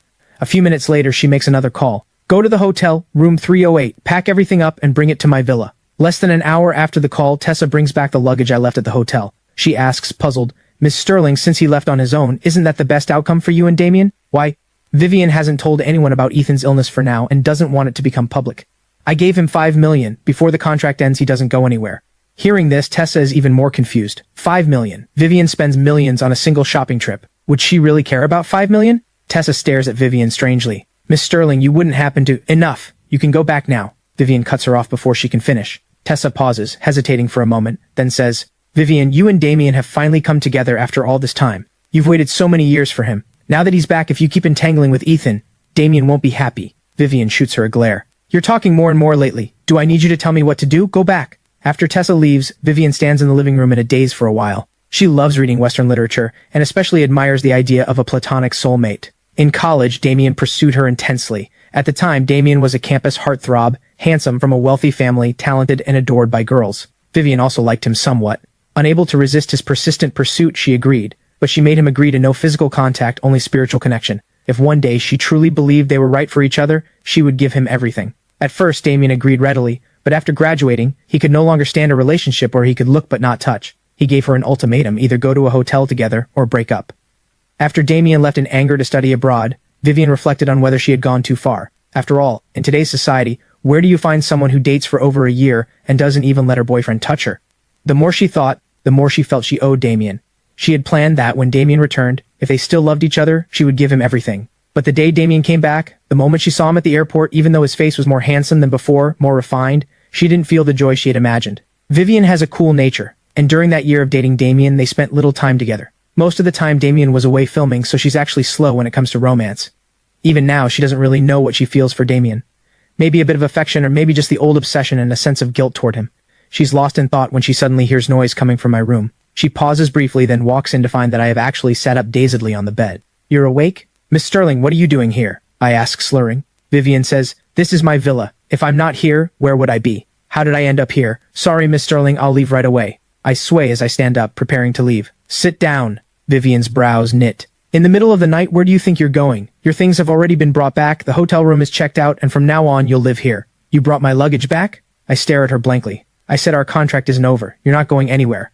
At least this month you stay here and stay obediently. Vivian's tone is firm. If you dare move out again without a word, you just try me. My head is spinning. Looking at this stunningly beautiful woman fueled by alcohol, anger surges in me. What right do you have to do this? Vivian pauses, as if shocked that I, usually obedient as a kitten, would dare lose my temper at her. Isn't I spent $5 million on you enough? Vivian, don't push me too far. I have dignity too. What right do you have to humiliate me like this? What right? I shout. I already said I'd return your $140,000. What more do you want? Do I really have to stay here to satisfy your little hobby? Vivian is confused. What hobby? I want to leave, you won't let me, you insist I stay. Isn't it just so I have to stay here and watch you and Damien flaunt your love? Yes, I took your 5 million, but you can't use that 5 million to humiliate me like this. I don't have that creepy hobby of spying on other people. Why do you insist on torturing me here? Have mercy, let me go. I don't want to be a third wheel. As I say this, a wave of dizziness hits me. I stagger and fall onto the bed, falling fast asleep again, mumbling something like, I don't want to be a third wheel. Vivian stands frozen for a long while, looking at my dazed state, and suddenly can't hold it in. She bursts into laughter, and in that moment the whole room lights up. The next morning I rub my aching head and sit up, looking at this familiar yet strange environment. I freeze for a second. Then it hits me. I think I said some things last night I shouldn't have. I slap my head in frustration. Ethan, I told you not to drink, but you had to. Now how am I going to clean this up? I have this cringe so hard I want to die feeling. The words are out. How do I face her now? After sitting on the bed in a daze for a while, I freshen up in the bathroom and walk into the living room. The moment I get there, I freeze. In the kitchen, Vivian is bustling around in silk pajamas. The soft silk clings to her curves, unable to hide her graceful figure. I rub my eyes, wondering if I'm still hungover and seeing things. After all these years with Vivian, I have never seen her enter the kitchen, and I took that as natural. A wealthy heiress, a billion-dollar female CEO, who has never lifted a finger in her life, who normally handles deals worth tens of millions or even hundreds of millions. Just letting her touch the kitchen felt like a crime to me. So all the kitchen work has been mine alone for years. I never let Vivian touch a drop of grease. Now suddenly seeing her cooking in the kitchen, apparently making soup, nearly drops my jaw. For a moment I wonder if someone put a spell on her. But to be fair, Vivian cooking seriously doesn't look as icy as usual. Her features look soft, a slight smile at the corner of her mouth. Her whole body seems to radiate gentle, graceful light. Truly, a focused woman is the most beautiful. Vivian seems to hear the noise outside. She turns and sees me standing there like a complete idiot, eyes wide staring at her.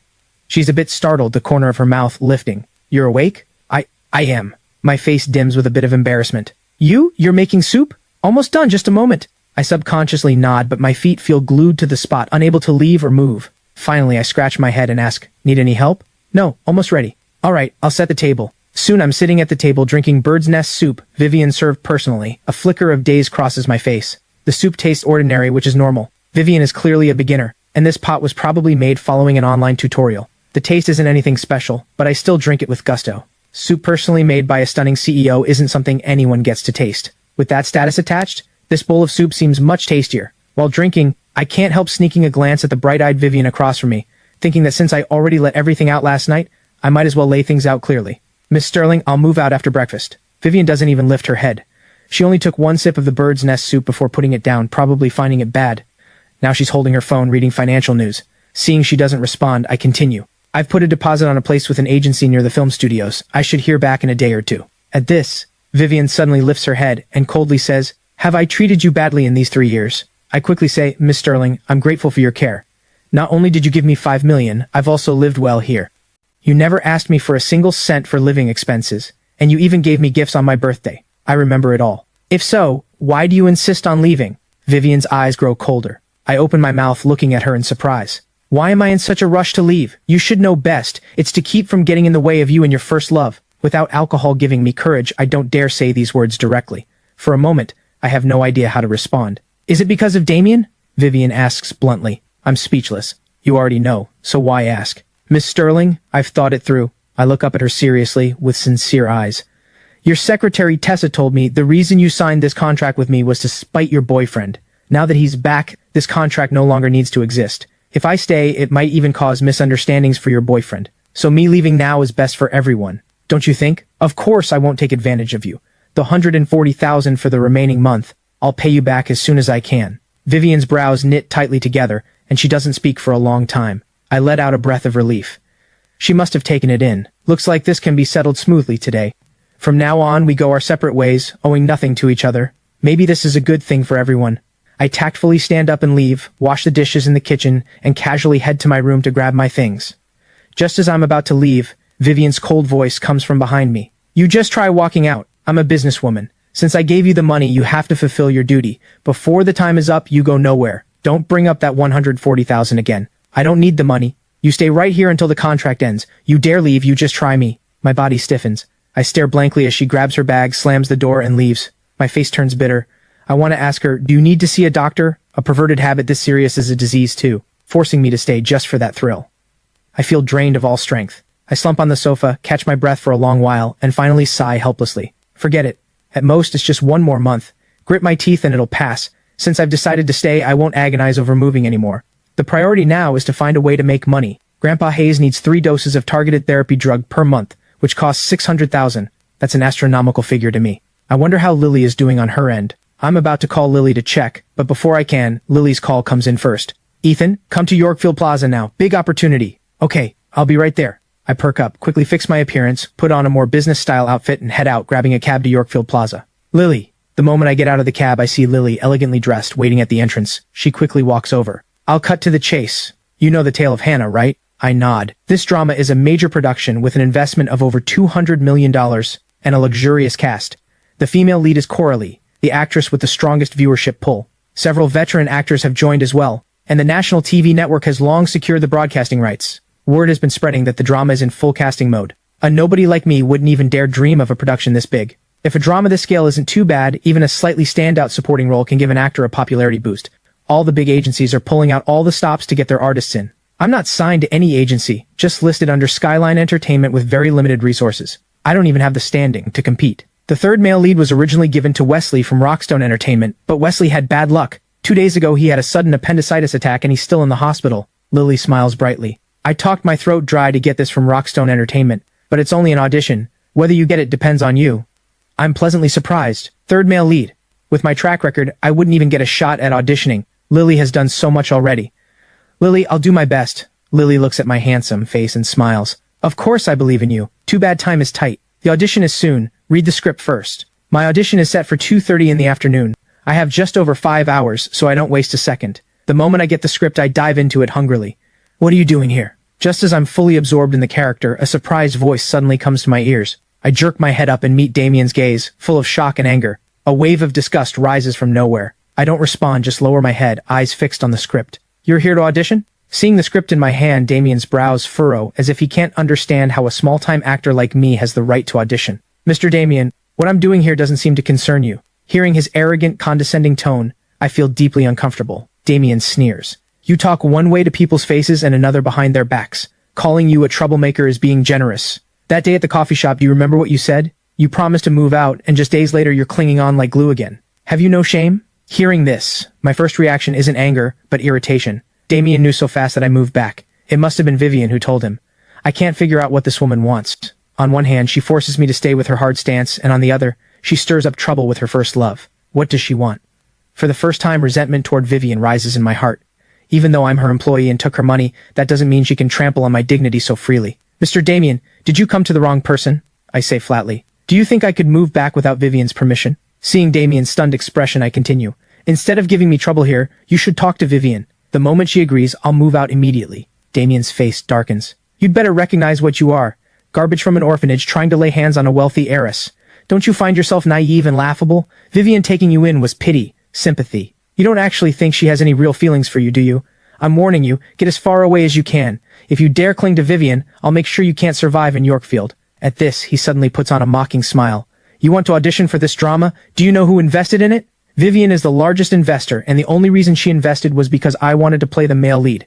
I don't care how you got the chance to audition, but with my single call to Vivian, even if you ace the audition, it's useless. You believe me? Without waiting for my response, Damien struts away with his arrogant air. I sit there frozen for a long time, my mind a mess. Who's Ethan? Come in for the audition. A female assistant walks into the waiting room. I snap out of my daze. Even though I know what Damien said is true, one word from him and Vivian will most likely kick me off the production. I still hold on to a sliver of hope. What if? I desperately need money right now. This drama matters too much to me. Even with a 1 in 10,000 chance, I want to try. I follow the assistant into the room. Seeing the 3 judges sitting in front, my heart tightens with nerves. The bearded man in the center is Director Hudson, a famous director in television, with multiple hit shows under his belt, and the director of The Tale of Hannah. On his left is a woman of about 27 or 28, in an elegant dress, regal and dignified, with a stunning, breathtaking beauty. She's the famous A-list TV star Coralie. On the right sits the renowned veteran actor Master Tanner, with many beloved classic works, a true titan of the industry. Hello, Director Hudson. Master Tanner, Miss Coralie. I bow slightly and greet them. Ethan, right? Please sit. Master Tanner kindly speaks first. I'd like to hear your analysis of the character. I nod, sitting upright. I think Yoren is actually a very complex character. His personality isn't static. It mainly divides into 3 stages: early, middle, and late. I speak fluently for over 10 minutes, then stop at the right moment. Masters, this is my understanding of the character. Coralie's eyes brighten, her gaze openly carrying appreciation. It seems you have clearly studied the character in depth. The third male lead has many scenes with her, so she takes the role seriously and came in person for today's audition. More than a dozen actors auditioned before me, including several well-known male stars in the industry, but none of them understood Yoreen as deeply as me. Thank you, Miss Coralie. I feel a little guilty. I just have a good memory, and with years of studying characters, I can quickly grasp a character's personality from complex plots. Ethan, what truly matters for an actor is acting skill. Your research is good, but the final decision depends on your acting. Coralie smiles. Next, I'll personally do a scene with you. The Eastern Palace abduction scene, you remember it? Let's do that one. How about it? I quickly reply. Of course. This scene is very representative. The third male lead, Yoren, is an Imperial Guard general who falls in love at first sight with the female lead, a transmigrated palace maid, loving her with everything he has. To save her, he disobeys the Emperor's orders, mobilizes the Imperial Guards, storms the Duke's mansion, and beats the Duke's spoiled young heir half to death. There are many scenes like this. In short, this is the ultimate simp character, willing to throw everything away for the female lead. But it is the tale of Hannah after all. No matter how much he simps, he can't overcome the plot. In the end, the female lead chooses the Crown Prince. And the Eastern Palace abduction scene is Yoren's ultimate emotional breaking point after years of pursuing her. It's a key highlight and quite difficult to perform brilliantly. In the room, Coralie and I stand facing each other. Hannah, tell me, did the Crown Prince force you? You love me. How can you marry him? I roar with intense emotion, the muscles in my face twitching, grief and despair bursting from my eyes in an instant. Director Hudson and Master Tanner subconsciously sit up straighter. This kid has talent. The emotion feels natural, just right, with barely any acting marks. The lines are full of emotion, clearly enunciated, with a magnetic quality that's very captivating. Coralie is also stunned, but quickly recovers. I'm sorry, Brother Yoren. I didn't know. I've always seen you as a brother. Brother? No, I don't want to be your brother. My expression turns frantic, full of helplessness. I impulsively grab Coralie's hand. Hannah, I love you. For you, I'd throw away everything. I know. The Crown Prince must have threatened you. I'll take you away, far, far away, to a place where no one knows us. At this, my eyes fill with pleading, my body trembling slightly. Brother Yoren, you're hurting me. The Crown Prince didn't threaten me. Marrying him is my own choice. Brother Yoren, I'm grateful for your love, but I truly only see you as a brother. The only one I love is the Crown Prince. I know this hurts you, but I don't want you to keep going down the wrong path. Ha ha ha, brother. So all this time I've only been a brother in your eyes. Hearing this, I plunge into madness. My eyes instantly flood with tears, my eyes filling with thick bloodshot veins. Director Hudson and Master Tanner watch me holding their breath, infected by my emotion. Soon applause fills the room. Well done. Perfectly acted. Coralie quietly wipes away a tear and smiles at me. Ethan, you were amazing. I almost couldn't keep up. Have you really never had a big role before? Mostly just small roles in web dramas, I answer honestly. Director Hudson nods approvingly. Ethan, you have real acting talent. That scene had natural emotional shifts, no pretense, no exaggeration, and the emotion was full. The crying part was especially brilliant. Master Tanner also smiles. Young man, keep at it. Young actors these days are too restless. They only chase money and don't polish their craft. Just relying on a face only lets their ride on youth. I see real promise in you. Keep polishing your craft and you'll definitely have a place in this industry. I'm flattered. Thank you all for the encouragement. Ethan, go home and prepare. Barring anything unexpected, this role is yours. Director Hudson rarely makes a final call at the audition stage because too many connections are involved in casting, but my acting just now completely won him over. Top-tier looks, first-class acting, solid line delivery skill. The reason a uniquely gifted young actor like me hasn't broken out yet is just missing someone to push from behind. He doesn't mind being that backer. Given my humble personality, when I become a big star one day, I'll remember the favor. Thank you, Director Hudson. And thank you, Master Tanner and Miss Coralie. I show appropriate excitement. Stepping out of the room, I can no longer hold back my joy. I pump my fist hard. Landing this role, the paycheck alone is $3 million. If this role makes me a little famous, I'll never have to worry about getting work again. So this role is crucial for me right now, not just for earning the money to treat Grandpa Hayes, but for my entire acting career. Ethan, just as I'm about to share the good news with Lily, a familiar voice comes from behind. Oh, Miss Coralie. Turning to see her, I'm stunned. Coralie smiles. Let's add each other on WhatsApp. There's still time before official shooting. When you're free, we can chat more, work on making the role even better. My mind goes blank. An A-list star like Coralie is actually asking to add my contact. I'm beyond flattered. I quickly pull out my phone and add her on WhatsApp. Miss Coralie, please give me your guidance from here on. Coralie looks at my handsome face. Don't call me Miss Coralie. I'm not much older than you, and being called that makes me sound old. Just call me Coralie. I have something to handle. We'll chat on WhatsApp. Take care, Miss Coralie. Still Miss Coralie? My face flushes. Coralie. Now that's better. Coralie giggles and walks gracefully away. Then I find Lily in the waiting room. Director Hudson made the call. He's giving me the role. Hearing this news, Lily asks in shock and delight, "He really said that?" "Yes, he did." "Amazing, Ethan, I knew you could do it." Lily excitedly hugs me. "Landing this role, you'll definitely get famous, and I'll get to ride your wave too." "Lily." My face flushes red, a bit at a loss. Lily realizes she got too carried away and quickly lets go. Seeing my face red to the ears, she laughs. "A married man and still this shy. Come on, to celebrate you landing the role, I'm treating you to dinner." Lily picks a Western restaurant in the city center, quite upscale. After ordering, Lily says, "This drama starts shooting early next month. You have half a month to prepare. With your acting, you'll definitely be fine, but you still shouldn't slack off. Polish your skills as much as you can. I made plans with Coralie. We're going to discuss acting." "What Coralie?" "Coralie. I mean Ms. Coralie." Lily's eyes go wide like she's seen a ghost. "You call her Coralie? And made plans to talk acting together?" "That's Coralie we're talking about. She looks friendly, but she's actually hard to approach." All her years in the industry, Lily has heard plenty of rumors about Coralie. They say she comes from a wealthy family, has a fiery temper, and once publicly slapped several directors and investors who tried the casting couch. In dramas, she plays leading ladies, and in real life, she's just as much a queen. A woman from such a powerful background with such a strong presence actually wants to discuss the script with Ethan, a newcomer. Is something wrong with that? I look up, confused. No. Lily looks at my face with a complex expression, thinking inside, Coralie, you act like you have no interest in any man, but turns out you're just as ordinary." Halfway through dinner, two people suddenly walk in at the entrance heading toward us. The moment this man and woman come in, they immediately draw everyone's attention. It's Vivian and her first love, Damien. "Vivian, let's take the window seat over there." Damien smiles at Vivian beside him. Since coming back, he has invited her out alone many times, but Vivian has always made excuses and refused to dine with him one-on-one. Still, Damien knows Vivian warms up slowly. After so many years apart, there's bound to be a bit of distance. He believes pursuing her as passionately as he did in college will eventually win this icy beauty over. So he isn't in a hurry. These past days, he sends a bouquet of flowers to her every morning and evening, regular breakfast delivered, and constant caring messages on WhatsApp.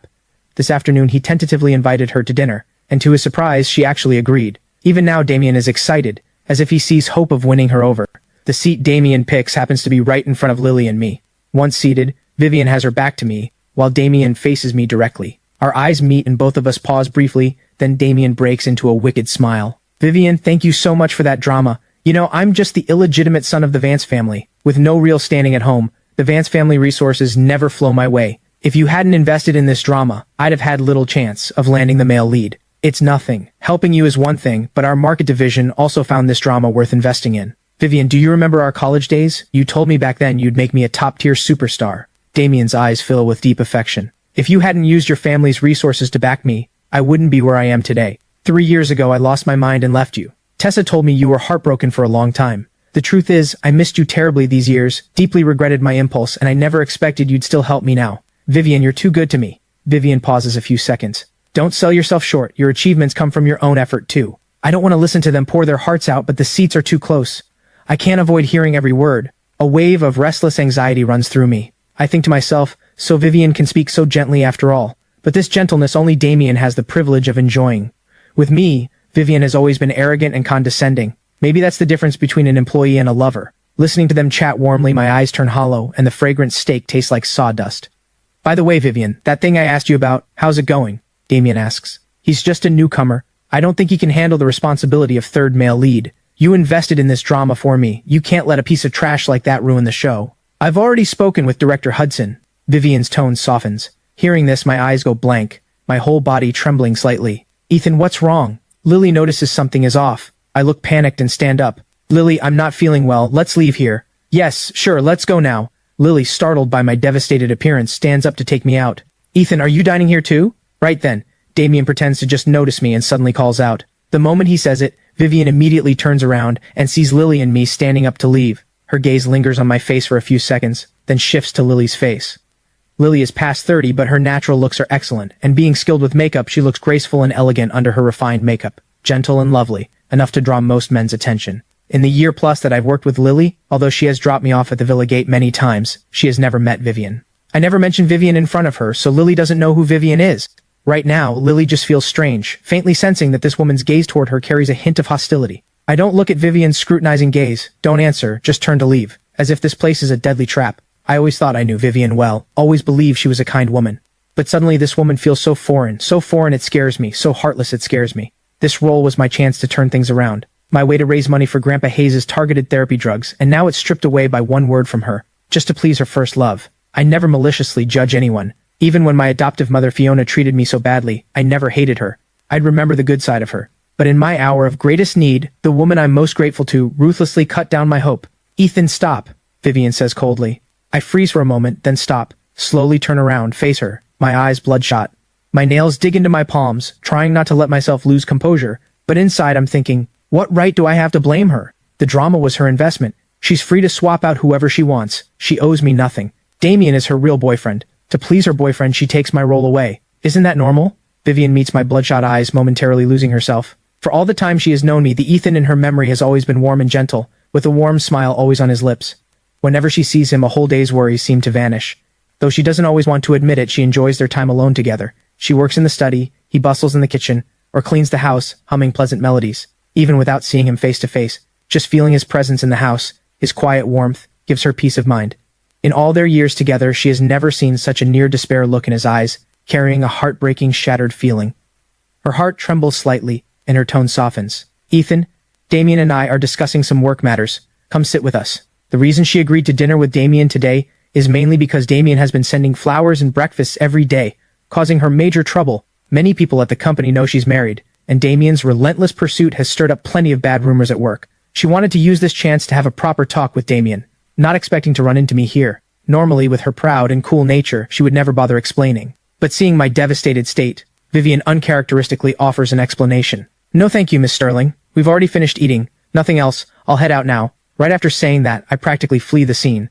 Outside the restaurant, I'm like a fish out of water, mouth wide open, gasping for air, sorrow pouring uncontrollably from my desolate eyes. Ethan, what's going on? Do you know that woman? Lily catches up, looking at me with concern. Lily, I'm sorry. I feel I've let her down. I know how much Lily has poured into me over the years, how many worries she has carried for my career. There were several good opportunities before, but they required filming out of province for long stretches. Having signed the contract with Vivian, I always put her first, to do right by that 5 million, and with Grandpa Hayes to look after, I painfully gave up those opportunities. But Lily has always respected my decisions, never complaining. Landing the Yorin role this time, I wanted to share with Lily right away, because it would not only launch my career, but also lift Lily's career. In the end, I disappointed her. Deep guilt churns inside me. Why are you saying sorry to me out of nowhere? Lily is confused. The role might be gone. Lily's eyes go wide instantly. Why? I don't want to hide it from her anymore. The woman just now is my wife. She's very wealthy, and one of the investors of the Tale of Hannah. She's your wife? Lily is shocked. I laugh at myself. Do you think I'm worthy of her? The truth is, we're just in a fake marriage. The contract has 1 month left, then it ends. Lily is stunned, never imagining things would be this way. You should have recognized the man with her, Damien. He's her boyfriend. Now you know why Damien dislikes me. I smile bitterly. She invested in this drama mainly for Damien so he could play the male lead. With Damien hating me this much, why would he let me play the third male lead? You heard them just now. They've already decided to take the role from me. It's a lot to process. Lily takes a long time to come back to her senses, then comes endless rage. They're bullying you too much. Forget it, I sigh. It's her investment. She has the right to use whatever actor she wants. But you've been her husband for all these years, even if it's fake. She shouldn't be this cold-hearted. That woman looks pretty. Who knew her heart was so cruel? The more Lily thinks about it, the angrier she gets. She wants to march back and curse Vivian out, but I hold her back. Lily, don't be rash. How can I not be? Lily is fired up. You finally got a chance, and they just deny all your effort with one word? What gives them the right? My eyes go vacant, and I shake my head gently. No matter what, she helped me back then. Without Vivian's 5 million, Grandpa Hayes wouldn't be alive today, and the orphanage might have been shut down long ago. I'll always remember this great kindness. Lily looks up at my lost eyes, aching for me. You're just too kind, always thinking of others. If the chance is gone, it's gone. I'll find you another one. I don't believe they can control everything. With your acting and talent, someone will see your worth. Just as we leave the restaurant, Vivian and Damien come out. Before the food even arrived, Vivian lost her appetite and quickly came downstairs, just in time to catch a glimpse of my departing figure. Damien glances at her dazed eyes, jealousy flashing in his own. He smiles. Didn't expect Ethan to quietly find himself a girlfriend. She's pretty, but seems a few years older than him. Heh, maybe knowing the contract with you is ending, he seamlessly found another woman. Never would have guessed. He looks so innocent on the surface but plays around so freely behind the scenes. Vivian stays silent. A flicker of deep thought crosses her cold, sharp features. Damien, stop sending flowers to my office. Damien freezes. Ethan and I are still husband and wife. Many people at the company know this. Your big bouquets every day have already caused a lot of bad rumors, Vivian says. Damien says with difficulty. Vivian, you know my feelings for you. Since you've waited so many years, even finding Ethan as a substitute, now that I'm back, is there really any need to keep entangling with him? He really can't figure out what Vivian is thinking. On one hand, she acts deeply devoted, saving herself for him, even finding a substitute who resembles him a bit. She treasures every gift he sent, taking careful care of even a single clivia plant. But ever since he came back, she keeps her distance, lukewarm and detached. Vivian is silent for a few seconds. I told you back then, what I want is a platonic spiritual love. For years I thought you and I had that kind of connection. Maybe the obsession deep in my heart played tricks. I kept fantasizing and longing, idealizing you as much as I could. That's why I treasured all your gifts. I thought they were so romantic. When I heard you were coming back, I even thought about throwing everything away to run to you. At this point, under Damien's expectant gaze, she pauses briefly, then continues. But that day at the airport, I realized you fell far short of the ideal I had in mind. I felt no real anticipation, no real joy. Why is this happening? Hearing this, Damien clenches his fists, his eyes filled with frustration. Vivian shakes her head. I don't know either. The old feeling just isn't there anymore. Damien grits his teeth. Is it because of Ethan? Vivian freezes for a moment, says nothing. What does he have? No career, no background. He may be handsome, but I'm more handsome than him. In what way am I worse than him? Damien almost roars. Vivian looks up at him, a hint of pity in her eyes. You don't need to be like this. Vivian, I know I was wrong back then. I shouldn't have acted on impulse forcing you that way. Give me one more chance, please. I'll respect you. I'll never force you to do anything you don't want. Damien pleads. Vivian doesn't answer, just turns and walks toward the parking lot. Ethan, you damned bastard. Damien curses through gritted teeth. I'm not done with you. On the way home, I receive a call from Director Hudson. Yes, Director Hudson, I understand. It's fine. I know some things are out of your control. I don't blame you. I'd be honored to hear your guidance another time. On the phone, Director Hudson sincerely apologizes, says he thinks highly of me. This time it's due to forces beyond his control. There was simply no way to make it work. For his next drama, if there's a suitable role, he'll invite me to audition. Though I already guessed the role was lost, hearing the actual call still leaves me with a sense of loss. This was a real opportunity, but things didn't go my way. So now I need to find another way to earn the money for Grandpa Hayes' targeted therapy drugs fast.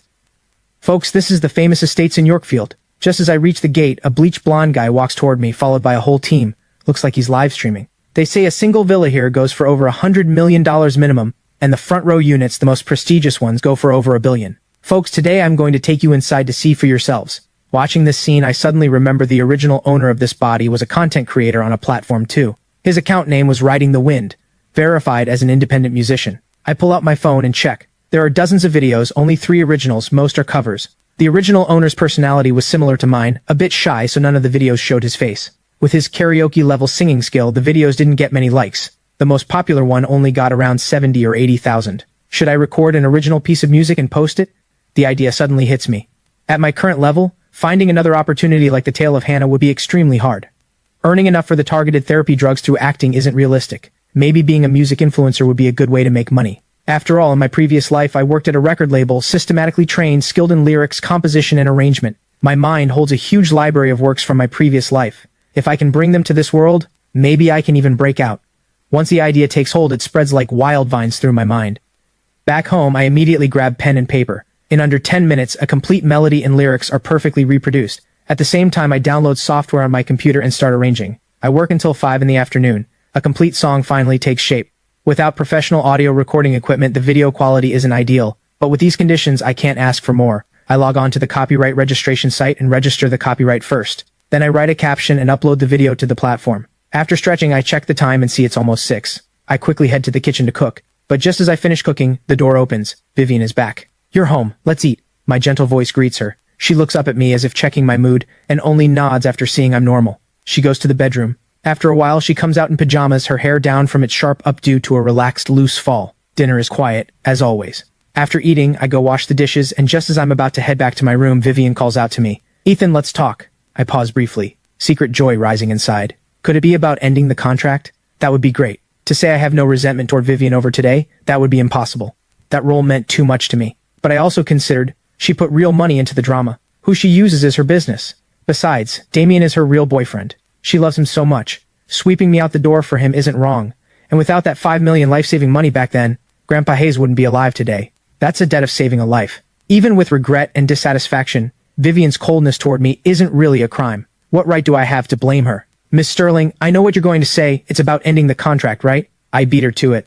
All right, I agree. Can you spare some time tomorrow morning? Let's go to the marriage registry and file the divorce. Hearing this, Vivian is shocked. She didn't bring me over for this. She never thought of ending the contract early. She just noticed how tired I looked at dinner and was worried about my health, planning to ask how I was, never expecting I would bring up divorce. Her face darkens instantly. Ethan, there's no need for this. When we signed the contract, we agreed it was only a working relationship. That marriage certificate was just so you wouldn't get the wrong ideas. Do you understand? I freeze. Over the years, I've heard similar words from Tessa many times, and Damien has said the same to me, but it's the first time these words have come from Vivian's own mouth. In that moment, my heart suddenly tightens, but the feeling fades quickly, until everything is clear. Vivian regrets her words the moment they leave her mouth. She doesn't know why she said them. She just felt like I might be jealous of Damien, which annoyed her, and subconsciously she wanted to crush such thoughts to spare us trouble. Don't worry, Miss Sterling, I know my place, I know my position. I'd never have any improper thoughts.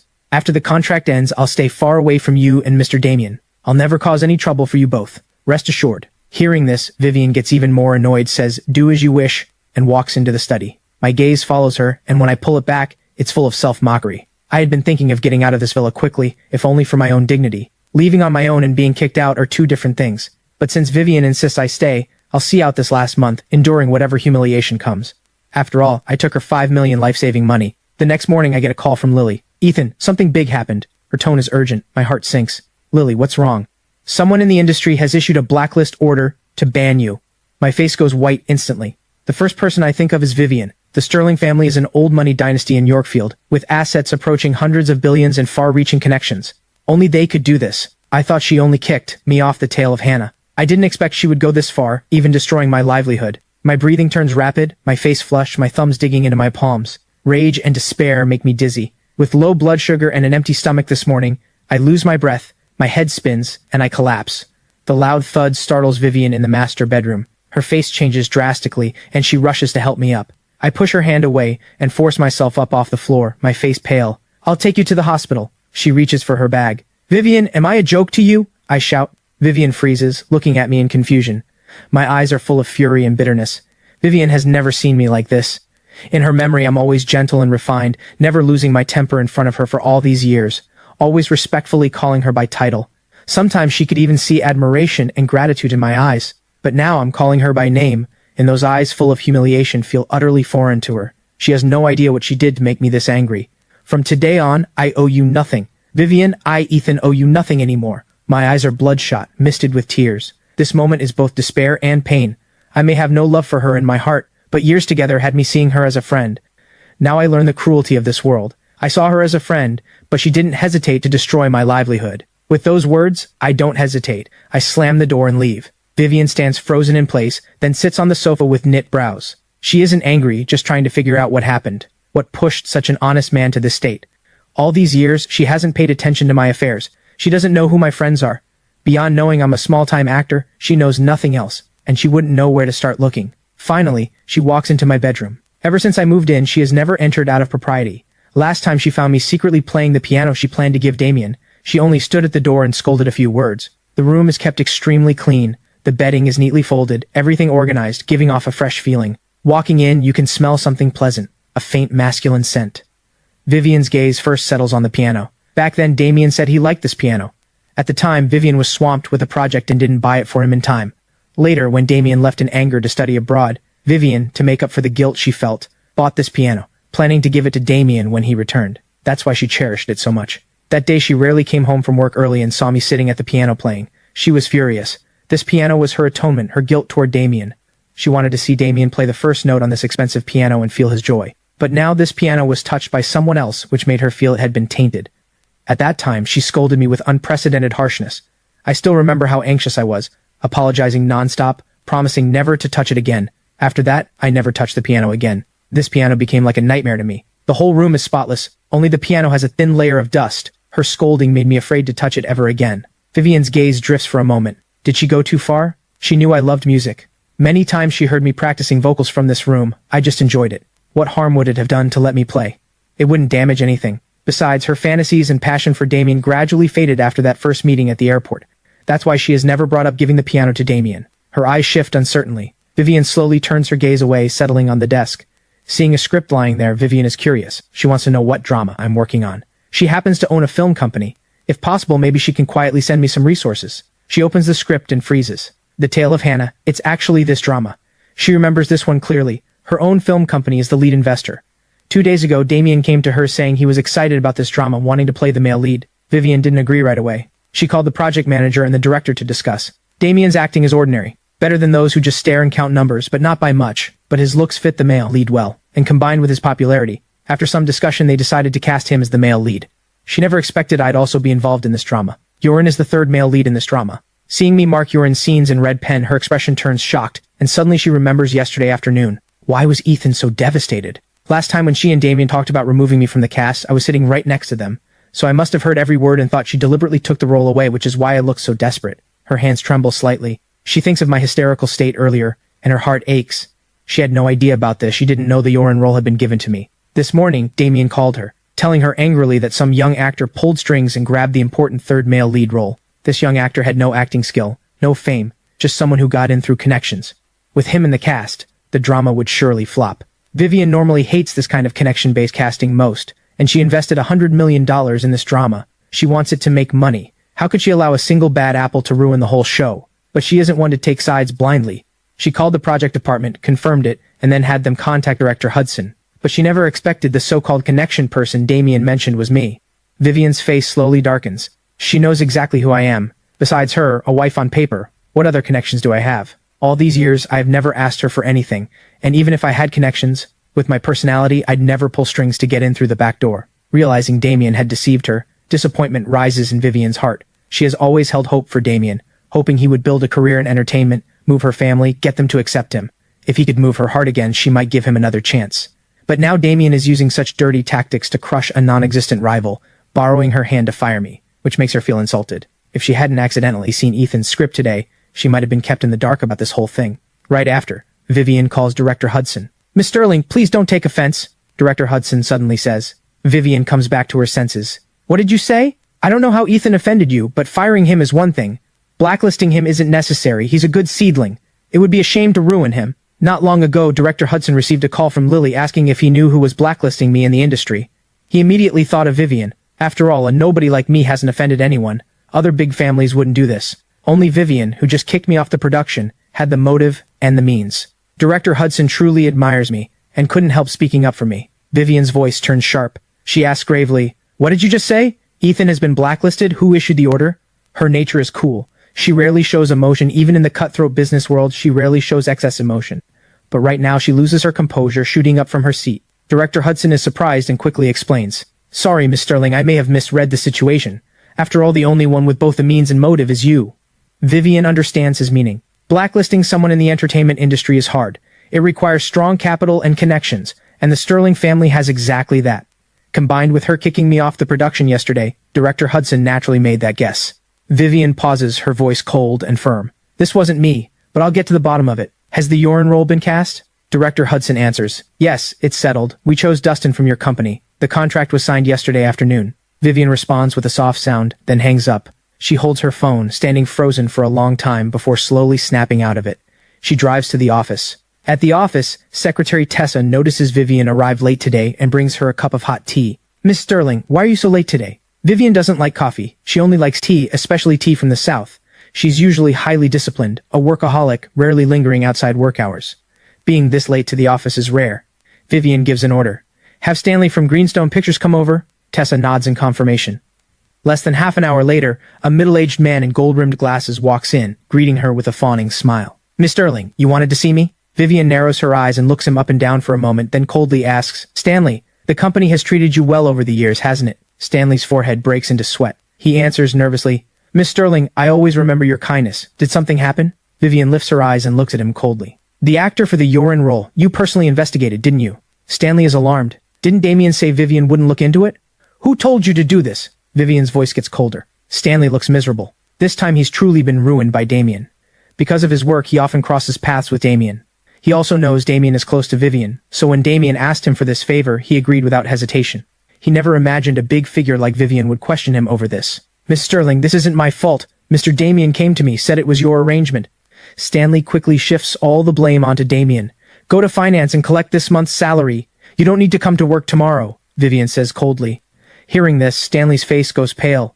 Inside, he curses Damien 1,000 times over. It's all because of that damn man making him lose his job. Vivian waves her hand, indicating he can leave. Then she sits dejectedly in her chair, staring blankly at a delicate motorcycle model in front of her. Back in college, she loved these motorcycles that boys liked. She thought they were so cool, so striking. especially when she was in a bad mood. Riding around on one would make all her worries vanish. After Damien learned this, he paid a high price to custom order this motorcycle model from abroad, and assembled it piece by piece as a gift for her. The actual value of this gift is hardly worth mentioning, but the sentiment was priceless. Vivian has always treasured it, kept it in the most prominent spot on her desk, as her companion through countless days and nights.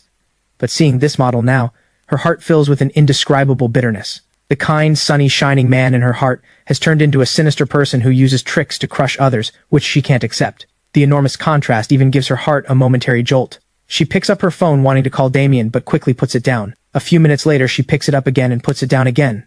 After repeating this who knows how many times, Vivian finally dials the number. "Vivian!" Damien's delighted voice comes through. "Do you have time?" "Yes, of course. Even if I'm busy, I'd make time for you. Are you at the office? I'll come to you."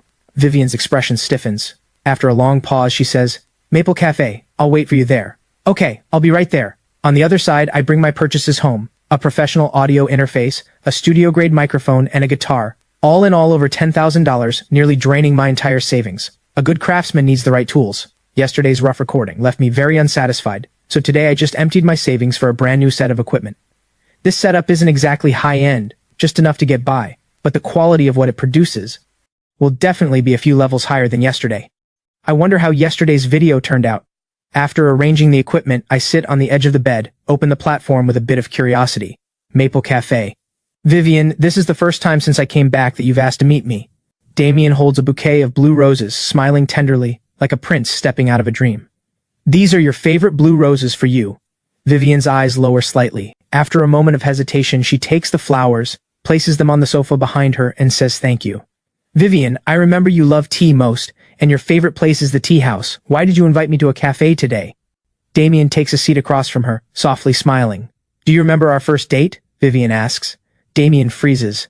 That was 4 or 5 years ago. How could he remember? Vivian glances at him.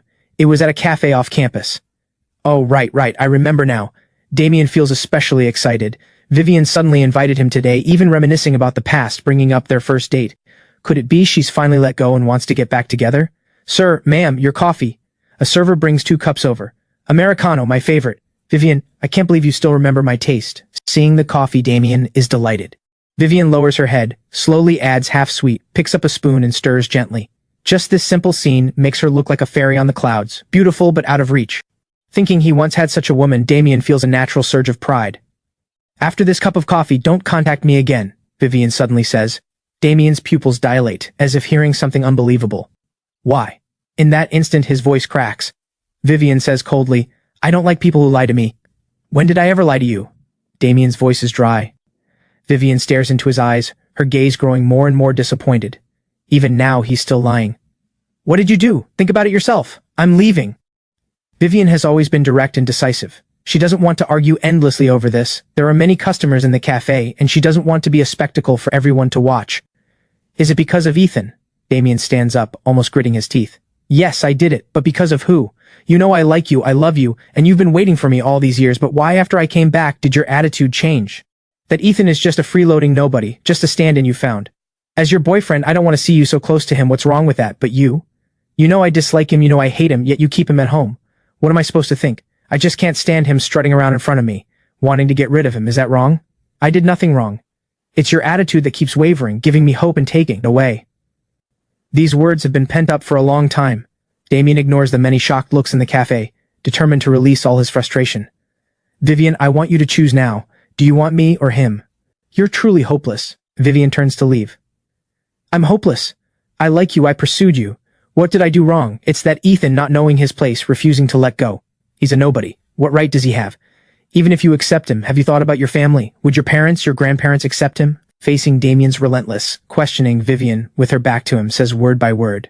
"Enough, Damien. I did give you hope, but that was for the kind and sunny Damien I expected, not for this petty, vicious one. I thought you were a man with ambition, one who would carve out a place in the entertainment world.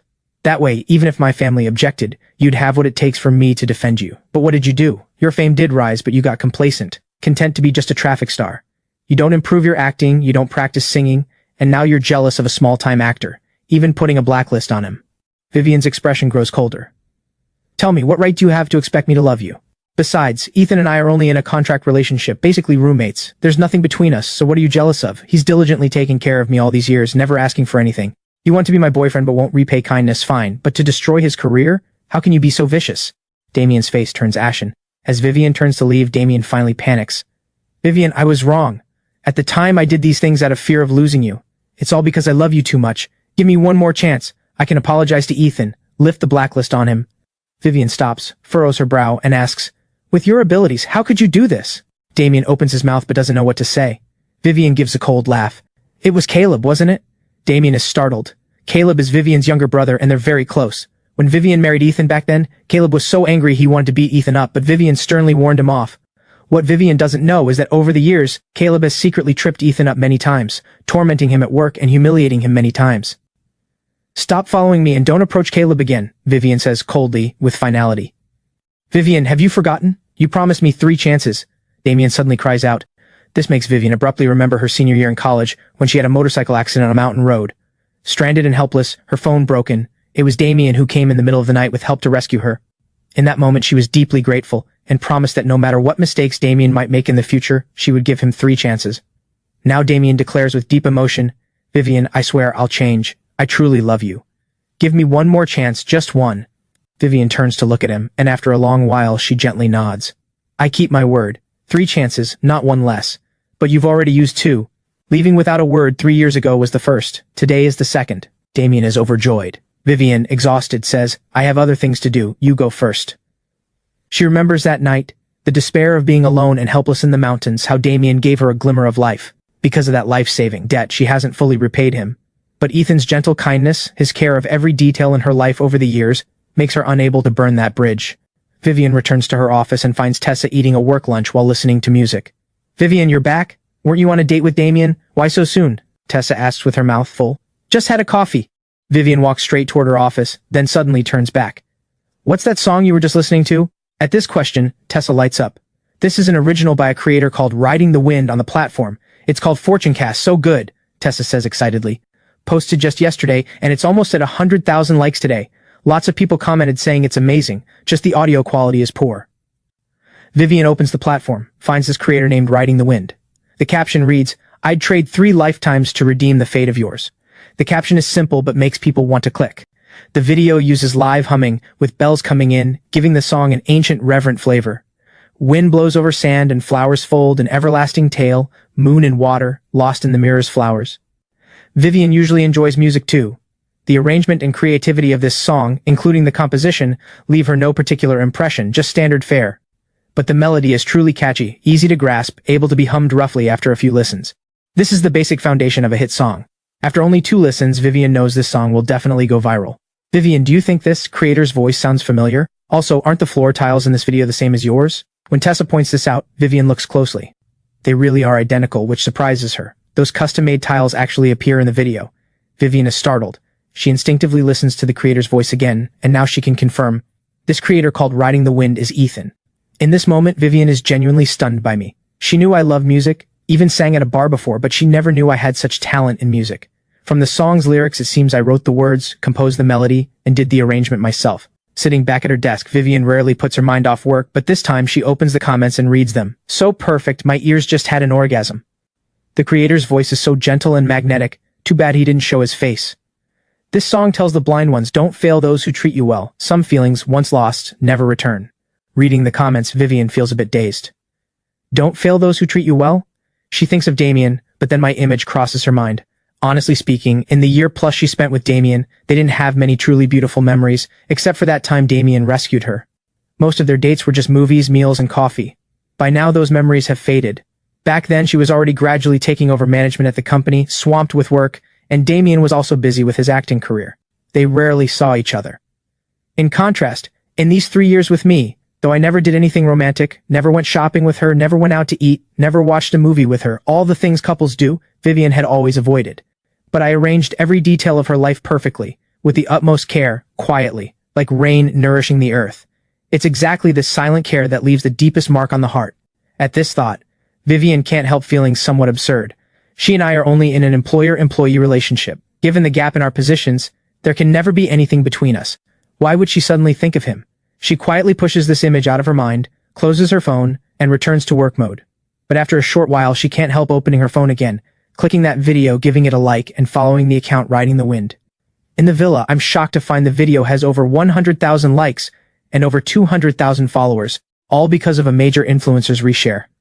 Grateful, I follow them and send a thank you message. Seeing this massive overnight surge in followers, I realize this is an opportunity. I have to ride this momentum and release another song fast. After 8 in the evening, my new piece is finally done, better quality than before, but I don't rush. I plan to wait until the current buzz fades before releasing it. After stretching my stiff body, I walk to the kitchen to make medicinal porridge.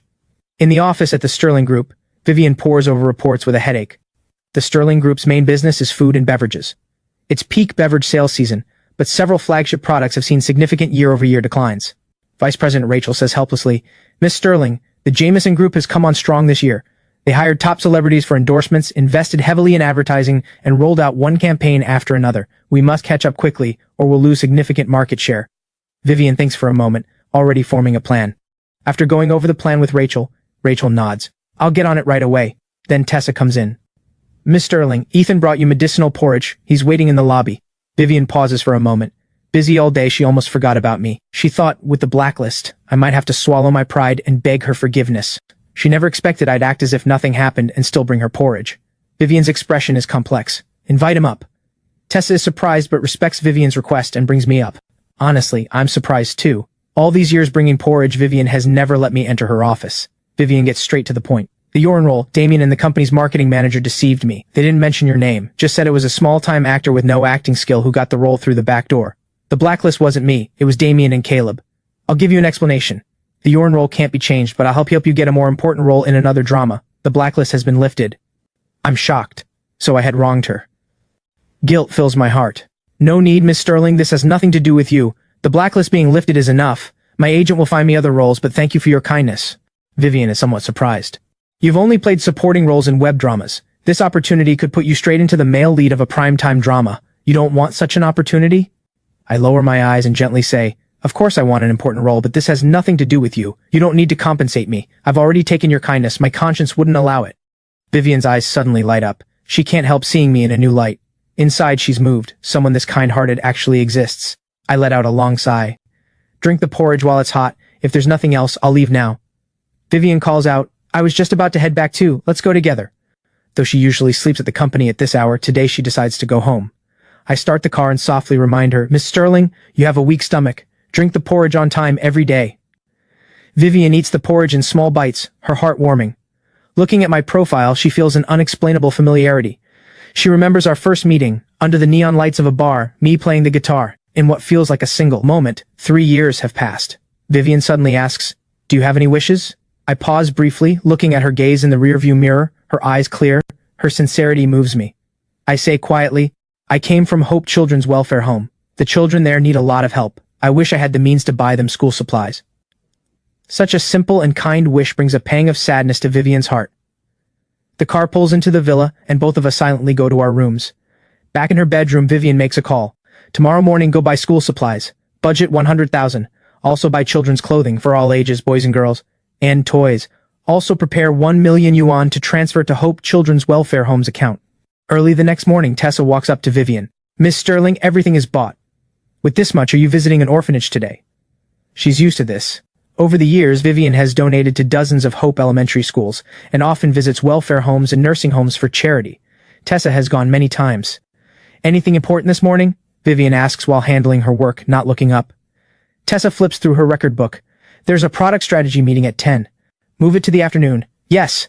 Vivian quickly wraps up her work and after 9:30, takes Tessa to Hope Children's Welfare Home. Why is this place so remote? The car drives all the way out to the outskirts, almost out of the city, before they spot a brand new 3-story building in a desolate spot, with a small courtyard of less than 100 square meters in front. The iron gate is shut, with a sign reading Hope Children's Welfare Home hanging at the top. Tessa explains, "I checked. This welfare home was founded by an elderly couple, basically a semi-private welfare home. Government support is minimal. The land belongs to the couple's own family.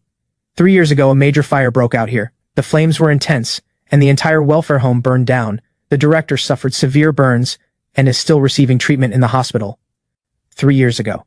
Vivian can't help thinking of me. Back then, the bar owner said I was desperate for money, working 3 jobs a day, working day and night. At the time, she didn't think much of it. In Yorkfield, people like me obsessed with making money are a dime a dozen. but connecting it with the orphanage fire 3 years ago, things weren't what she had imagined. Go knock on the door. Tessa nods, walks up, and knocks on the iron gate. Soon the gate opens a crack, revealing a dirty-faced boy about 11 or 12, who asks timidly, "Who are you looking for?" "I'm looking for Granny Holloway. Is she here?" Tessa asks with a smile. "Yes, I'll go get her." The boy wipes his nose and runs off barefoot. A few minutes later, the boy returns with a silver-haired old woman, her face deeply lined with age, followed by a group of curious boys and girls. "You must be Granny Holloway. Hello, we're from the Sterling Group. This is our boss, Ms. Vivian Sterling." Tessa steps forward and shakes hands. "We came to donate some supplies. We hope we're not disturbing you." Hearing it's a donation, Granny Holloway becomes very warm, quickly inviting them in. Tessa directs the staff to bring in the school supplies, clothes, and toys. "Miss Sterling, Tessa, we don't have good tea here. Please make do." Granny Holloway personally brews them tea. "Granny Holloway, you're too kind," Tessa says with a smile. "I heard you and your husband founded this welfare home together. Taking care of so many children must be hard." "It really is." Granny Holloway gives a kind smile. "These children have no parents. The hardest times are when they miss their parents. It's truly heartbreaking." Vivian picks up her tea and walks around the room. The room is filled with photos and trophies, and half a wall is covered with certificates. Vivian is amazed to find nearly half of them are mine. "Granny Holloway, is Ethan very accomplished? He won so many awards." Vivian asks in a daze. "Of course." At the mention of my name, Granny Holloway's face lights up, her eyes full of pride. "This child is the most outstanding I've ever met." Hearing this, Tessa walks over in surprise, unable to speak for a long while. Vivian and Tessa exchange a glance. Tessa asks curiously, "What exactly happened 3 years ago?" Granny Holloway lets out a heavy sigh. "An electrical short caused a fire. It consumed the entire orphanage. My husband, ignoring the danger, rescued the children one by one, but suffered extensive burns all over his body. When Ethan heard, he resolutely dropped out of Yorkfield Drama Academy and worked 3 jobs a day to raise money for Hayes' surgery." Granny Holloway sheds tears. "This child has loved acting since he was small. He often told me and Hayes he'd be a big star one day, but to treat Hayes he gave up his dream without hesitation." Vivian is deeply moved. She never knew I had been a student at the famous Yorkfield Drama Academy, that I dropped out and worked to treat my grandfather. What devotion and willpower that takes. Granny Holloway smiles again. Later he met a benefactor who lent him $500,000 to rebuild the welfare home, and covered his grandfather's treatment costs. All these years he's donated regularly every month. The children are doing well now, all thanks to his quiet dedication. Granny Holloway's words strike Vivian and Tessa's hearts like a hammer, stirring up huge waves inside them. They silently marvel that such a kind-hearted person has never shown them these past contributions. Granny Holloway's words strike Vivian and Tessa's hearts like a hammer, stirring up huge waves inside them. "Vivian, the benefactor she mentioned, could it be you?" Tessa's eyes widen. All this time she thought I was just someone living off others, never imagining I had worked so hard to rebuild the orphanage and treat Grandpa Hayes. Vivian looks dazed. She has lived with me for 3 years and knows I'm not greedy. She always kept living expenses for me in the living room drawer, most of which I used to buy ingredients for medicinal porridge. My monthly expenses were no more than $2,000 or $3,000. I never kept extra money for myself. She thought I worked so often because I was unhappy with the $5 million in savings. Now she understands I had always been short on money, the money all going into the orphanage and Grandpa Hayes. "Miss Sterling, you're Ethan's benefactor?" Granny Holloway picks up on Tessa's words and excitedly grips Vivian's hands. "Thank you so much. Without you, those children wouldn't know what to do, and my husband wouldn't have lived this long." Vivian quickly reassures her. "Granny Holloway, I helped him then because he had talent. All these years he's worked hard." Granny Holloway sighs. "Ethan has finally come through the hardship. He was abandoned by his parents as a child, abused by his foster family, but now he's met someone so kind." Granny Holloway finally feels at ease. "I also came knowing this. Given his outstanding performance, the board has decided to donate 1 million yuan to the orphanage. If you have any issues in the future, feel free to contact my secretary anytime," Vivian says. Tessa promptly hands over a card. Granny Holloway is deeply moved and wants to refuse. "How can this be? You've already helped so much." Vivian holds Granny Holloway's hands gently, her tone warm. "This is a token of care. The children's living conditions need improvement. No need to refuse." Granny Holloway is both grateful and moved. After lunch, Vivian and Tessa, at her insistence, finish their meal and drive away. Tessa marvels. "I really didn't expect Ethan to be so loyal and devoted. I misjudged him, thought he was a freeloader. I never imagined." Vivian listens to Tessa's self-blame, her thoughts not stopping. My gentle smile surfaces in her mind, and a strange ache rises in her heart. He has cancer. A simple statement, but like a bolt from the blue. Tessa slams on the brakes. "What?" "He's been diagnosed with late-stage lung cancer, maybe only a month left." Vivian sighs softly. The two fall silent. The car continues, leaving only their shared sorrow lingering in the air. Early in the morning, I eagerly open the platform. 500,000 likes? Seeing the like count on the Fortune cast video, I freeze. It blew up to this level overnight? Not only that, my follower count surged by 300,000 overnight, breaking 500,000. I quickly scan the comments. Came here from a recommendation. Really is amazing. OMG, I've had this on loop all day. Way better than the generic pop songs on the charts. Drop a new song already, I'm sick of this old one. I find a few influencer names, open their accounts, and sure enough, they've all been recommending me for free. The likes have skyrocketed because of this. I quickly send each of them a private message to thank them. I spend the whole day at home focused on creating new songs. During this time, Lily calls to say that even though the blacklist is lifted, the aftershocks remain. Many companies and directors still have concerns and won't easily cast me. If this were yesterday, I might have been anxious, but now my heart is still as water. The new song is doing brilliantly. If I keep going, the next one won't disappoint. On a short video platform, the quality of the work speaks for itself. Social politics barely matter. For someone like me with mild social anxiety, this is the ideal way to work. Lyrics, composition, arrangement, recording, all done in one sweep. By 6 in the evening, I'm satisfied with 2 new songs and let out a big stretch. Suddenly, the door opens, footsteps approach, and Vivian stands at the doorway. She's wearing a long floral dress, graceful and stunning, breathtakingly beautiful. Vivian has been restless all day, with a strange unease. After work, she rushed home anxiously, eager to see me. The moment she stepped inside, her mood became calm, as if I were the source of that tranquility. Standing at my doorway, she notices the new recording equipment. Her company is in the film industry, so she naturally knows what these are for. Scattered sheets on the desk are filled with lyrics and sheet music, and a guitar rests casually on the floor. Miss Sterling, you're home. Sorry, I'll tidy up right away. I'm slightly flustered because I know she has a mild cleanliness streak. Every day I work to keep the room tidy, but tonight's exhaustion made me slack a bit. Seeing me scramble to clean up, Vivian's gaze is complex, wordless. Miss Sterling, have you eaten? I'll go cook. After tidying up, I'm about to head to the kitchen. She suddenly says, Ethan, you don't need to be so formal with me. Her words make me pause. It feels like she's broken some pattern. I always thought my respect for her was perfectly normal. Today I went to Hope Welfare Home. Her words almost make me stumble. I only thought she'd donate some supplies, never imagined she'd go in person. You used the $5 million I gave you to rebuild the orphanage and treat your grandfather. She looks at me. I admit it openly. At the time it was urgent. That money saved the orphanage and saved my grandfather. I'm deeply grateful, Miss Sterling, truly, thank you. No matter when, I'll always do my best to repay you. Vivian's gaze grows complex. So all these years of meticulous care for me was just to repay the debt? I stay silent. That is my truth. Perhaps after learning my past at the orphanage, Vivian feels more sympathy and pity for me, but this makes my heart feel unbearably heavy. Though our statuses are worlds apart, I still hoped we could become friends.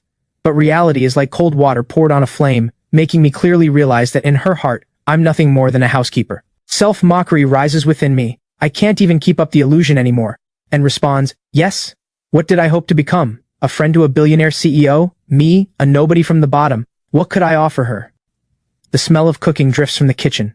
Vivian sits in the study, facing her computer screen, her thoughts in turmoil. Only the day Damien left 3 years ago did she feel this shaken. Today a single sentence from me has upset her. Her phone rings, a message from Tessa. Vivian, Riding the Wind has a new piece, so amazing. Vivian instinctively finds my new video on the platform, posted just 10 minutes before she came home. The caption on the screen seems to strike her soul. I pray to the heavens, not for the next life, but just to meet you once more in this one. Similar to Fortune cast from before. Vivian's brow lifts slightly. She gently presses play. The song slowly comes through, the electric keyboard melody unfolding, a faint sorrow filling the air. As the intro ends, my voice surges like a wave. When the moonlight falls on my face, I almost change my form. The heart-wrenching emotion flows through the notes, as if a bone-deep obsession gives it boundless power. The melody is captivating, the emotion intense, striking the soul directly. Vivian's expression turns focused. At this moment, she realizes this song's appeal far exceeds the previous one. I enter the chorus, my voice growing more powerful, like an endless sorrow filling every corner of the study. Will we ever meet again? I prayed at the altar for thousands of years. The lyrics are vague yet striking. Vivian seems to see a man praying devoutly, kneeling stubbornly like stone, time passing relentlessly, seasons changing, yet time cannot shake his devotion, all for that tiny sliver of hope. Through my voice, I convey this deep love straight to the heart. Only now does Vivian realize my singing ability is extraordinary. Only true singers can move people's emotions through melody, not just chase flashy high notes. Vivian sighs softly. Will we ever meet again? I prayed to the heavens for thousands of years. When the lyrics reach "Let me kiss your face once more," Vivian's eyes well up slightly. Can a person's devotion really reach this depth?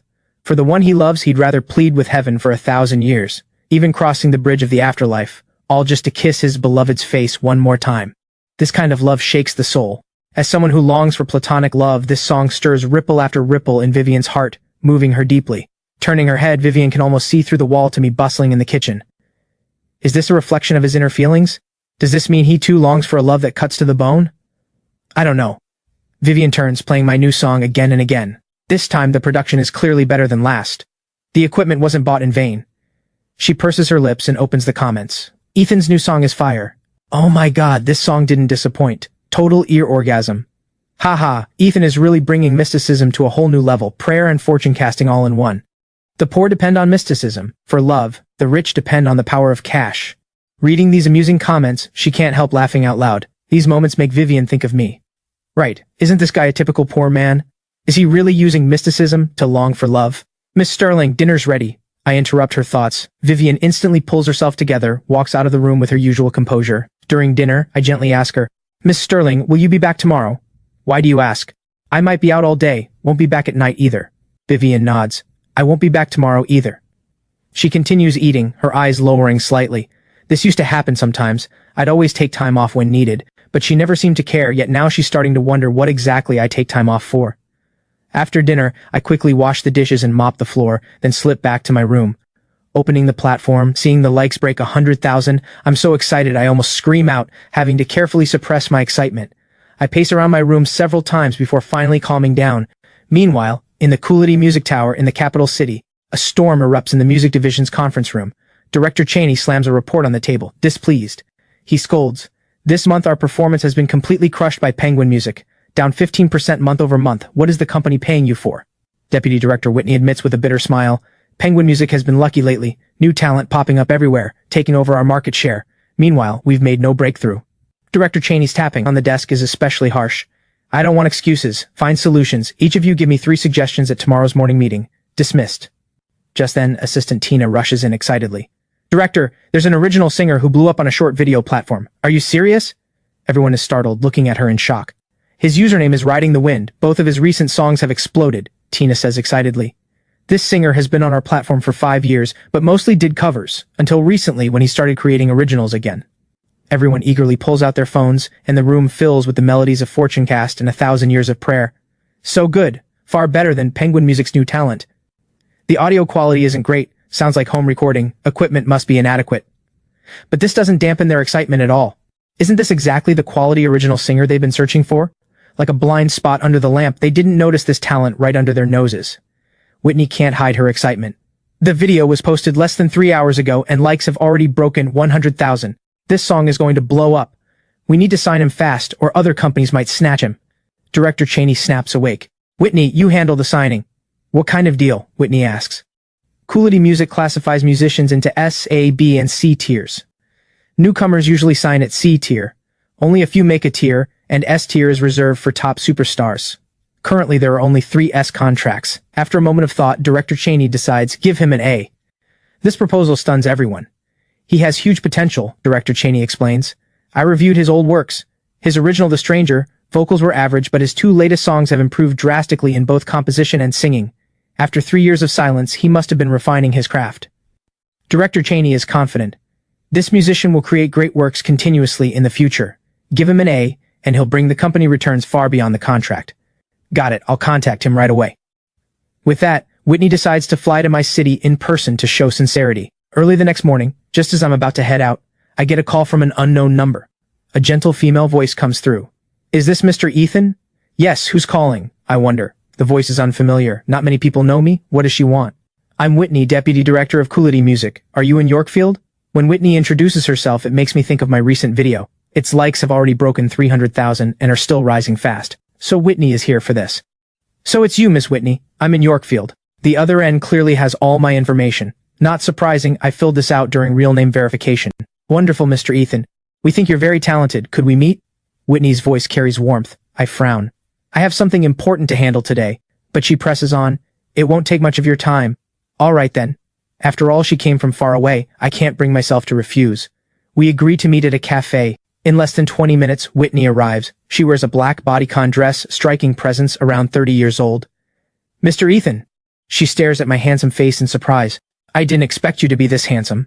I give a slight smile and invite her to sit. Ms. Whitney, I have important matters later. Let's get straight to the point. Whitney is thrilled inside.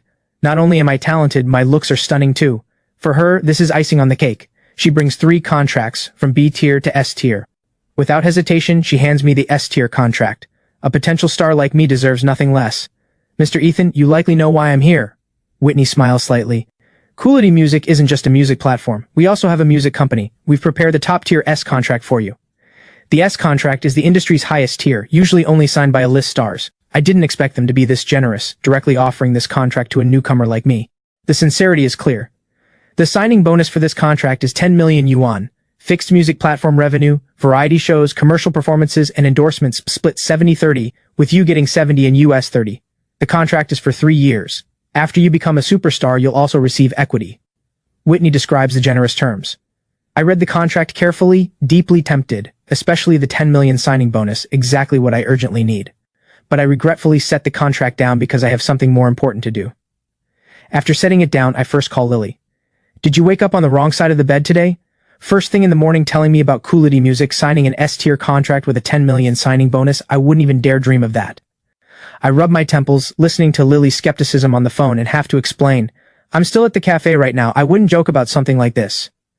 Lily immediately says, wait there, I'm coming right now, don't make any moves before signing. If there's any trap, you're done for. Before she finishes, she hangs up. Soon Lily, flustered, arrives with a middle-aged man in glasses. I introduce them to Lily. This is Whitney, Deputy Director of Coolity Music. Ms. Whitney, this is my agent and the owner of my studio, Lily. After exchanging pleasantries, Lily points to the man she brought. This is Mr. Trent, a lawyer friend I brought to review the contract. After thoroughly reviewing the contract several times, Mr. Trent nods. The contract is fine. Seeing this, Lily smiles with relief, saying to Whitney, thank you for Coolity Music's recognition of Ethan. Please take care of him on the music side going forward. Inside, she's genuinely happy about my comeback. Just in case, Lily insists on printing a new version of the contract, specifically adding personal commitments, restricting work activities to Yorkfield and nearby areas. At the end, I also submit Grandpa Hayes' diagnosis. You've got some moves, I underestimated you. After seeing off Whitney and Mr. Trent, Lily specifically listens to the new songs I uploaded, also stunned by my creative ability.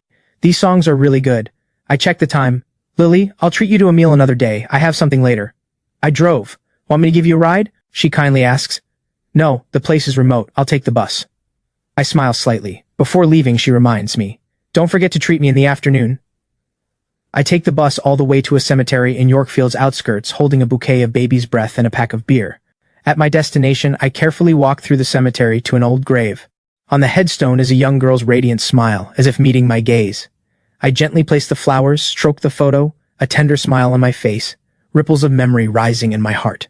Haley, I came to see you again. Today I brought your favorite flowers, baby's breath and snacks. You little snack monster, you must be craving them by now. Her petite figure surfaces in my mind. I know you fear loneliness most. Today I'll stay with you all day. I murmur to myself, opening a can of beer.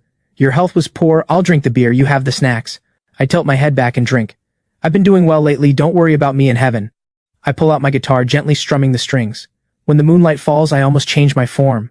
The song drifts, but tears soak my face, choking me until I can't go on. After a long while, I murmur, Haley, if I pray to the heavens for 1,000 years, could I see your face again? The summer night comes slowly. With a buzz of alcohol, I ramble to her about everything that's happened. As night falls, I lean against the headstone, as if she's returned to my embrace. I sleep especially soundly that night. At dawn, I look at her photo and smile. Morning, Haley. Did you sleep well last night? I have to go, lots to do. I'll try to visit sooner next time. A pang of sadness rises in my heart. I sling the guitar on my back, clean up the empty cans on the ground. I keep looking back, full of reluctance, slowly walking down the hill. Suddenly, the star-like eyes in my mind begin to lose their glow. Hey, isn't that Ethan? On the other side of the cemetery, Daisy is honoring her ancestors with her family when she unexpectedly spots my somewhat lonely figure. Come on, let me go check. She walks briskly toward me. Ethan! Hearing the familiar call, I stop, a touch of surprise on my face. Daisy stares at my face and freezes.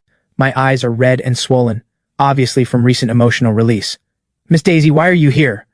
I turn my head and lightly wipe the tears from my eyes. My grandmother's grave is here. Today is her death anniversary. The whole family came, she explains, then falls into silence, seeming to ponder why I'm here. In the silence, she guesses at my thoughts, perhaps thinking I came because of an impending fatal illness, searching for my own resting place. The cemeteries in this area are cheaper than those in the city, perhaps fitting my current financial situation. You. Daisy starts to say something but stops, wanting to comfort me but holding back. Ms. Daisy, go handle your business. I should leave too. No time for chit-chat. I say plainly. Daisy nods, watching me walk away, her heart heavy. Once I'm far enough, she pulls out her phone and calls Vivian. Daisy, what's up? Vivian asks on the other end. Vivian, guess who I just saw? Daisy says mysteriously. Who, weren't you visiting your grandmother's grave in the Yorkfield outskirts? Vivian asks curiously. I saw Ethan. Daisy's tone carries excitement. The other end pauses, then Vivian's voice comes through. What's he doing there? He was wandering around the cemetery early in the morning, definitely came to look at grave sites, Daisy says. He's so pitiful, still so young, already picking a grave for himself. He's picking a grave? Vivian's voice suddenly rises, shock in her eyes. Are you sure it was him? Daisy nods, her tone laced with sympathy. Yes, I spoke a few words with him. He's so pitiful, all alone with no support. He doesn't have much money, so he can only buy a grave in such a remote place. Her face is full of pity. Vivian, even though you two are just contract, you've lived together 3 years, you're not short on money. Why not help him get a better spot? Sitting in her office, Vivian feels like a boulder is pressing on her heart. She never expected taking a day off was to look at graves in the outskirts.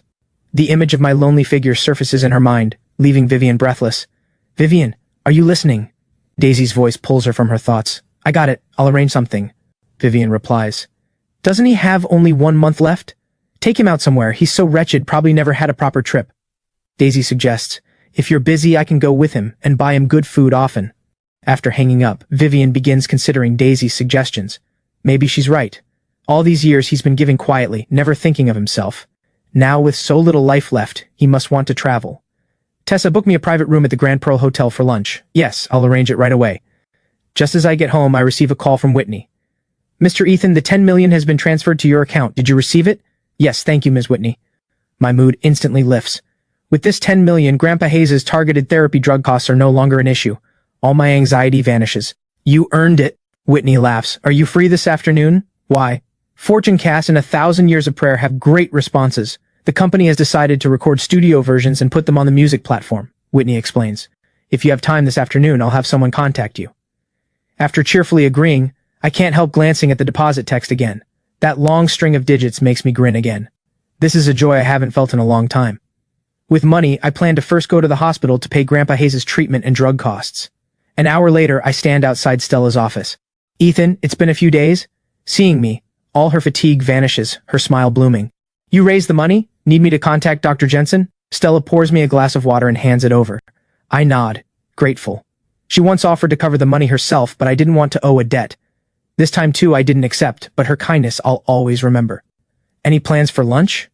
I ask tentatively. No, why? Her brows rise slightly, her face unable to hide her delight. Can I take you to lunch? This is my first time inviting a lady to a meal. Inside, I'm a bit nervous, heart pounding. 2 charming blushes rise on Stella's cheeks. Why suddenly invite me? She meets my eyes, her laugh like silver bells. Is this your first time asking a girl to a meal? A bit embarrassed, I nod and admit it. Stella, thank you so much for taking care of me and my grandfather all these years. In this world, not many truly care about me, but Stella has shown me that genuine friendship through her actions. I've always held that gratitude in my heart. Now that I've made some money, besides Grandpa's treatment and drug costs, I have some left over, so the first thing I thought of was treating you to a meal as thanks. Stella's eyes flash with tenderness, her lips curved in a smile, her gaze slightly teasing. Shouldn't the first person you invite be your wife? I pause. There are no real feelings between me and Vivian. It's just a contract relationship. Even if she has a sliver of pity for me, once the contract ends, we'll return to completely different worlds. Even seeing each other will be a luxury. Stella, stop teasing me. She and I aren't from the same world. I laugh awkwardly and continue. So are you coming or not? Stella watches my flustered look, full of laughter. Your first time inviting a girl to a meal, I have to give you that honor. No matter what, I'll definitely come to lunch. Hearing her agreement, I happily stand up. I booked a spot at the Grand Pearl Hotel. I'll visit Grandpa first, then pick you up at noon. The Grand Pearl Hotel is famous for top-tier cuisine, expensive seafood, and imperial banquets drawing diners. I've finally saved enough money to treat Stella here. Money brings freedom. Nothing could be more fitting. Stella sits by the window, her gaze gentle and teasing. Ethan, you struck it rich treating me here. She'd seen me struggle for money, her eyes always full of pity. Now seeing my genuine smile, she's happy for me. Stella, this drink is for you, thanks for 3 years of care. My sincerity shows on my face, my heart filled with gratitude for her selfless help. Suddenly, a familiar voice cuts in. Vivian and her friend Tessa walk into the hall. Tessa steps right in front of me, voice full of fury. Ethan, you shameless thing, dating behind Vivian's back? Stella and I exchange stunned looks, speechless at this sudden accusation. Tessa, this is a public place, watch your words. Vivian walks over, her gaze sharp as a blade but tinged with restraint. I stand up and smile. Miss Sterling, you're here too. I openly invite them, knowing my heart is clear. Stella explains, somewhat flustered. Miss Sterling, Ethan and I are just friends, really nothing else. But Tessa won't let it go, her mockery sharper. A single man and woman dining alone, that's nothing? I can't take it anymore and snap. This is just a meal of gratitude. Tessa rolls her eyes in anger and mocks to Vivian. Listen to him, how he protects her. Looking at Vivian, I choose silence. I know clearly in her eyes I'm nothing but an extra in a contract. Our worlds have long been on separate paths. The contract is ending soon, and my life will move far away with it. Explaining would only invite humiliation. No need to say more, but I never expected Vivian would actually ask. Ethan, aren't you going to explain your relationship? Her words catch me off guard. The usually icy billionaire CEO actually cares about my relationship with Stella. Hearing me call Stella by her name, seeing me defend her, Vivian must feel some loss inside, as if her territory has been invaded. My silence also makes her feel her dignity has been challenged. I freeze for a moment, hardly imagining Vivian would question me. When we signed the contract, she clearly stated I could look for someone I liked, just not too openly during the marriage. And isn't she herself close with Damien? It seems she just won't let me cross the line. Perhaps her questioning is just to protect her CEO image. After all, I'm her husband in name. Bringing another woman to dinner isn't quite proper. I sigh softly, about to explain, when a sudden voice interrupts. Vivian, what a coincidence, you're dining here too? Following the voice, Damien walks toward us, his face beaming with delight. With him are 3 or 4 men and women smiling brightly. I instantly recognize the core cast of The Tale of Hannah, all here. Vivian, I was just about to invite you. What a coincidence. Damien smiles and walks to Vivian's side. Miss Sterling, hello. The other actors greet this beautiful investor respectfully. Hello, here for a gathering? Vivian nods and asks, tone slightly cold. Yes, the weather's hot lately and everyone's been working hard, so I invited them to get together, Damien says, his eyes glancing at me. Vivian, you haven't eaten yet? Why not join us, the more the merrier, he suggests. Before Vivian responds, Coralie excitedly walks up to me. Ethan, you're here too. Though I'm not in The Tale of Hannah, because we often discuss acting on WhatsApp, Coralie has gotten plenty of inspiration from me and her character has improved a lot. Coralie, I smile slightly. She then introduces me to everyone. This is Ethan. He almost played Yorin, but due to some unexpected issues, he didn't end up in it. Don't let his youth fool you, his acting is absolutely top tier. I can't help giving a wry smile.